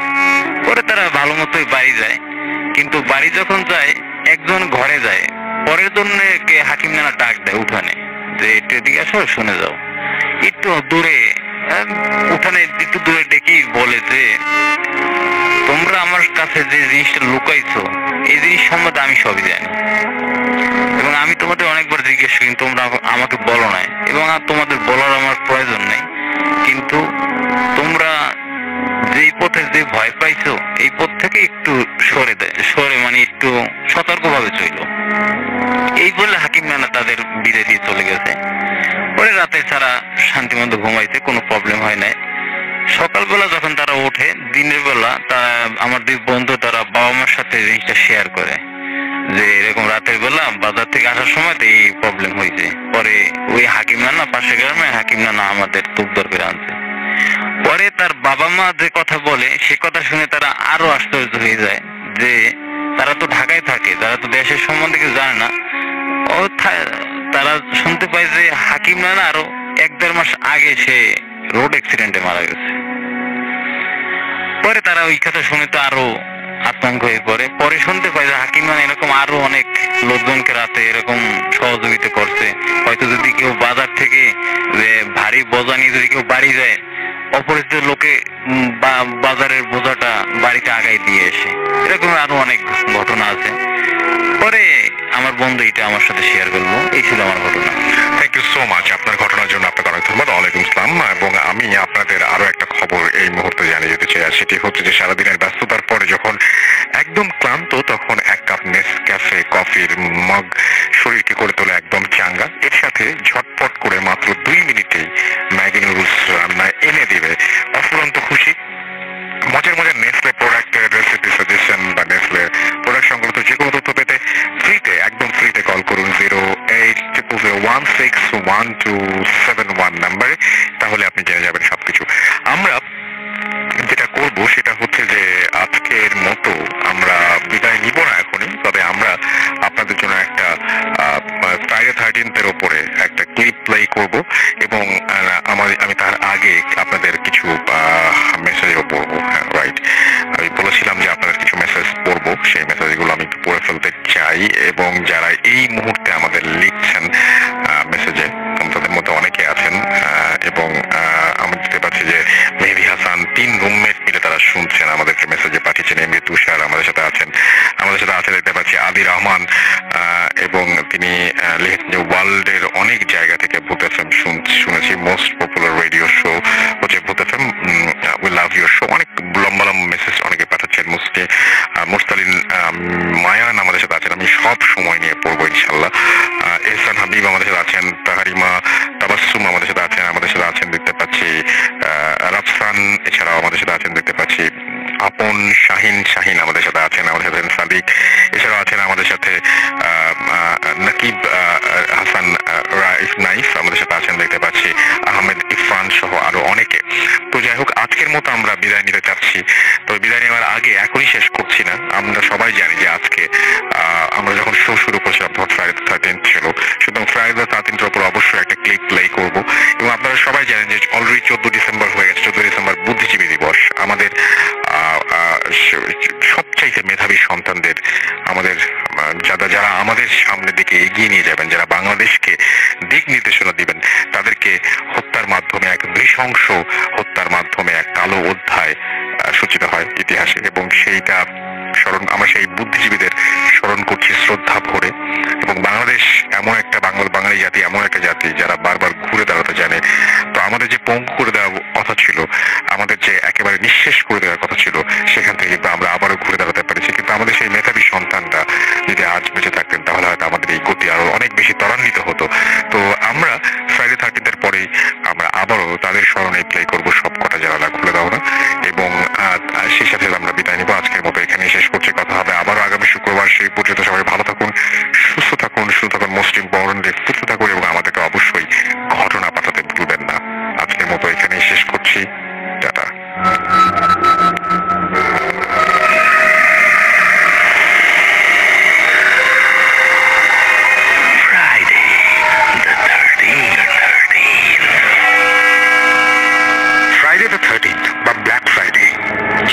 কুসংস্কার, নাকি সত্যি দিনটার আলাদা কোনো বিশেষত্ব আছে? গত ফেব্রুয়ারিতে একটা শুক্রবার কাটালাম আমরা, যেদিন তারিখটা ছিল 13। সবকিছু কি প্রতিদিনের মতোই ঘটেছিল সেদিন, নাকি দিনটি অশুভ ছিল আপনার জন্য? একটু মনে করার চেষ্টা করুন। যদি ধরে নেন যে শুধু একটা ওয়েস্টার্ন সুপারস্টিশন, তাহলে এক্ষুনি মাথা থেকে সব চিন্তা ঝেড়ে ফেলুন।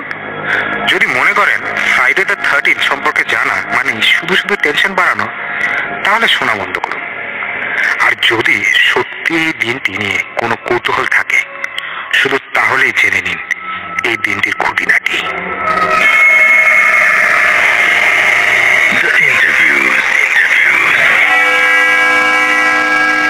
গত মাসে আমরা আপনাদের কাছে জানতে চেয়েছিলাম কে কে বিশ্বাস করেন ফ্রাইডে দ্য 13 অশুভ।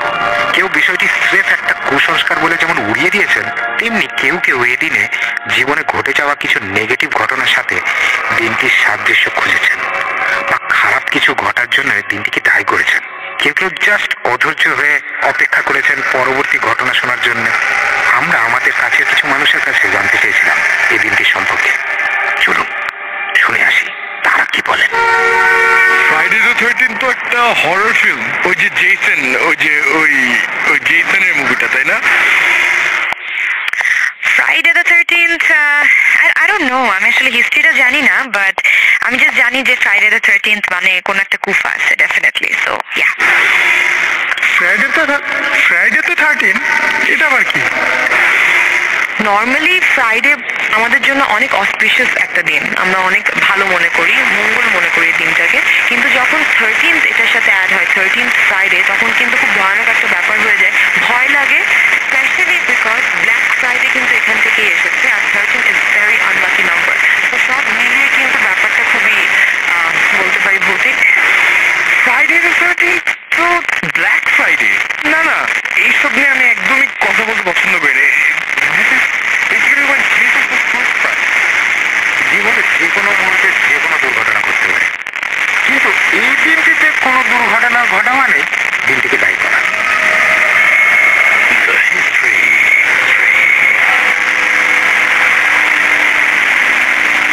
এবার চলুন জেনে আসি পশ্চিমা পৃথিবী কিভাবে এই দিনটিকে। গ্রেগরিয়ান ক্যালেন্ডার অনুযায়ী কোনো মাসের কোনো একটি শুক্রবার যদি 13 তারিখে গিয়ে পড়ে, তাহলে সেটাকে বলা হয় ফ্রাইডে দ্য 13 বা ব্ল্যাক ফ্রাইডে। বলা হয় বুদ্ধযুগ থেকে এই দিনটিকে সবাই অশুভ হিসেবে জেনে থাকে। উদাহরণ হিসেবে প্রথমেই আসে যীশু খ্রিস্টের লাশ পাথরের কথা। গুড ফ্রাইডে ঠিক আগের রাতে মন্ডি থার্সডে খাবার টেবিলে উপস্থিত ছিলেন 13 জন ব্যক্তি, যাদের ভেতরে জুদাস ছিলেন পার্টির 13 নম্বর সদস্য। এবং পরের দিন যীশু খ্রিস্টকে কিভাবে ক্রুসিফাই করা হলো তা তো আপনারা সবাই জানেন। বাইবেলে আরো বলা আছে যে এই দিনটিতেই নাকি ইভ অ্যাডামের হাতে নিষিদ্ধ ফলটিও তুলে দিয়েছিলেন। তারপরে যেমন ফ্রাইডে দ্য 13 অক্টোবর 1307 শত নাইট টেম্পলার্সরা ফ্রান্সে কিং ফিলিপ IV দ্বারা অ্যারেস্টেড হন। এমন আরো অনেক ঘটনাই আপনি খুঁজে পাবেন ইতিহাসে। যেহেতু প্রতিটি তথ্যই সংগ্রহ করা, তাই তাদের সংখ্যা আর নাই বা বাড়ানো। অনেক বিজ্ঞজনদের ফ্রাইডে দ্য 13 বা ব্ল্যাক ফ্রাইডে নিয়ে ধারণা কিন্তু পুরোটাই উল্টা। অনেকেই মনে করেন যে 19th সেঞ্চুরির আগে ফ্রাইডে দ্য 13 বা ব্ল্যাক ফ্রাইডে সম্পর্কে কোনো লিখিত তথ্য নাকি খুঁজেই পাওয়া যায় না। আবার অনেকে মনে করেন এইটি ফোবিয়া মানে ও মাই গড নামে জাস্ট একটা ফোবিয়া, মানে বুঝছেন তো, একটা ভয়, ফোবিয়া। যেমন ড্যান ব্রাউনের 2003 সালের নভেল দা ভিঞ্চি কোডে, বা জন জে রবিনসনের 1989-এর যে ওয়ার্কটা ছিল born in blood, the secrets of freemasonry, বা মরিস ড্রুয়নের হিস্টোরিক্যাল যে নভেল সিরিজগুলো আছে দি অ্যাকাস্ট কিংস, এর মতন কিছু বই এই নাইট টেম্পলার্স এবং এই যে ফ্রাইডে দ্য 13 সুপারস্টিশনটাকে মেলানোর চেষ্টা করেছে। যদিও অনেক এক্সপার্টরাই মনে করেন এই কোরিলেশনগুলো আধুনিক সময় খুঁজে বার করা। এছাড়াও অনেকে মনে করেন যে 1307 সালে প্রকাশিত টমাস ডব্লিউ লসনের পপুলার যে নভেলটা ছিল ফ্রাইডে দ্য 13 কারণেই এই সুপারস্টিশনটা অনেকের মনে ছড়িয়ে পড়েছে। বইটিতে একজন অসৎ ব্রোকার এই সুপারস্টিশনকে কাজে লাগিয়ে ওয়াল স্ট্রিটে একটা প্যানিক সৃষ্টি করে। আমেরিকায় 8% মানুষ ভয় রয়েছেন এই দিনটিকে নিয়ে। দিনটির কোনো সুফল আছে কি? অবশ্যই, দেখি আমরা। Flip side of Friday the 13th. 1993-তে ব্রিটিশ মেডিকেল জার্নালে প্রকাশিত জার্নালের তথ্য অনুযায়ী 13 তারিখের শুক্রবারের জন্য অন্য দিনের চাইতে সড়ক দুর্ঘটনার মতন বিষয়গুলো নাকি বেশি ঘটে। অন্যদিকে 2008 সালে প্রকাশিত Dutch centre for insurance statistics বলছে এই দিন নেদারল্যান্ডে অন্য দিনের চাইতে যেমন অ্যাক্সিডেন্টের সংখ্যা কমে যায়, তেমনি চুরি এবং অগ্নিকাণ্ডের ঘটনাও নাকি কম ঘটে। দিনটিকে অশুভ ভাবার কারণেই অনেকে এই দিনটিতে বাড়ি থেকে বেরোনি না, একটু বেশি সতর্ক থাকেন। ড্রাইভ করলেও সেটাও করেন খুব সাবধানে। এখন নানা মানুষের তো নানা মত থাকেই।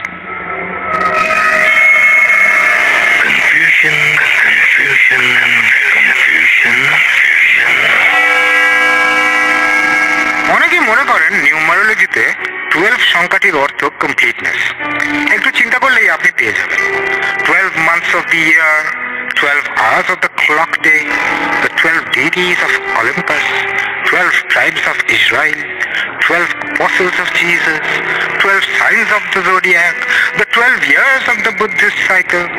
অন্যদিকে সংখ্যা 13 মানে কমপ্লিটনেসের উল্টোটা। 13 সংখ্যাটিকে নিয়ে আমরা খুব একটা ঘেটে দেখতেও চাই না, কেন 13 মানে খারাপ, অশুভ। এটা কি শুধুই খুব পুরনো একটা সুপারস্টিশন? অদ্ভুত ব্যাপারটা হচ্ছে যে ইটালিতে 13 সংখ্যাটিকে কিন্তু শুভ করে দেখা হয়, সেখানে বরং অশুভ ধরা হয় ফ্রাইডে দ্য 17th-কে। গ্রিকরা মনে করে টিউসডে দ্য 13th-ই হচ্ছে অশুভ। দিনটির ওপরে এরিস অর্থাৎ দ্য গড অফ ওয়ারের প্রভাবের কারণেই এমনটি মনে করা হয়। সুতরাং ভয় কিছু নাই। অনেক ধর্মে অনেক দেশেই 13 কিন্তু একটা গুরুত্বপূর্ণ সংখ্যা। ম্যাথামেটিক্সে 13 6th প্রাইম নাম্বার এবং একটি হ্যাপি নাম্বার। চীন এবং কোরিয়ান নাম্বার হিসেবে 7কেই বাই দ্য ওয়ে অশুভ ধরা হয়। আমি আবার রিপিট করছি, 7কে কিন্তু অশুভ ধরা হয় চীন এবং কোরিয়াতে। সবশেষে স্বস্তি দিতে টেলর সুইফটের এমটিভি ইন্টারভিউতে বলা কথাগুলো জানিয়ে দিচ্ছি আপনাদের। ফেব্রুয়ারি ফ্রাইডে দ্য 13th-এ আপনাদের পাঠানো অনেকের মেসেজ ছিল গায়িকা টেলর সুইফটের মতোই। I was born on the 13th, I turned 13 on Friday the 13th. My first album went solo in 13 weeks. My first #1 song had a 13-second intro. কি করা যাবে, কি করা যাবে না, ফ্রাইডে দ্য 13th-কে বলা হয় the most wide spread superstition. আর সে কারণে যে কোনো নতুন ব্যবসা শুরুর জন্য এই দিনটিকে বেসিক্যালি অমঙ্গলজনক বলেই ধরা হয়। অনেকে দূরের যাত্রা বাতিল করে দেন এই দিন। কিছু কিছু নিষেধাজ্ঞা বেশ অদ্ভুত ধরনের, যেমন এই দিন অনেকেই ঘরের ভেতরে ছাতা মেলতে নিষেধ করেন। ঘরের ভেতরে ছাতা, হ্যাঁ, বড় ধরনের সারপ্রাইজ এড়িয়ে চলতে পরামর্শ দেন। ওকে, সারপ্রাইজ। চাঁদের নিচে কাউকে কোনো কথা দেওয়া থেকে বিরত থাকতে বলেন কেউ কেউ। আর কেউ নয়, স্বয়ং শেক্সপিয়ার বলেছেন, ও swear not by the moon, the inconsistent moon, that monthly changes in her circle orb, lest that thy love prove likewise variable, বলেছেন Juliet Capulet in Shakespeare's most famous tragedy. বুঝছেন তো কোনটা? বন্ধু বান্ধব নিয়ে খাবার খেতে যাচ্ছেন, খুব ভালো কথা। অতিথি সংখ্যাটা 13 বা 13-র কম অনেকে বলেন রাখতে আর কি এই দিনে। অনেকে আবার বলেন যে এই দিনে নাকি আয়না ঢেকে রাখতে হয়। আবার অনেকে বলেন যে এই দিনে কোনো মাছের প্রচলিত নাম মুখে নাকি আনতে নেই। যেমন ধরুন ইলিশ মাছ না বলে আপনি যদি এখন টেনিউলোসা ইলিশা বলেন, মানে যেটা হচ্ছে কি বেসিক্যালি ইলিশ মাছের বৈজ্ঞানিক নাম, তাহলে হয়তো ঠিকঠাক থাকবে আর কি। অনেকে রাতে শোবার সময় যে পাশ হয়ে শুন উঠতে চান সেই পাশ দিয়ে। বিশেষ করে দেয়ালের দিকে ফিরে ঘুম ভাঙলে ধরা হয় নাকি ব্যাড লাক। এমন আরো অনেক কিছু ভাবেন পশ্চিমা দেশের মানুষেরা। কি ভাবছেন? ভাবছেন না যে জাতি হিসেবে অ্যাকচুয়ালি বাঙালিরা অনেক কম কুসংস্কারাচ্ছন্ন? সত্যিই তাই। ধরে নিতে পারেন যে ফ্রাইডে দ্য 13th জাস্ট একটা সুসংস্কার, এটা একটি ফোবিয়া। যাই ভাবেন না কেন, পরামর্শ একটাই, এই দিন নিয়ে খুব একটা বেশি ভাবতে যাবেন না, কারণ আপনার ইচ্ছা শক্তি, আপনার চিন্তা শক্তি, আপনার বিশ্বাস এইসবের চেয়ে অনেক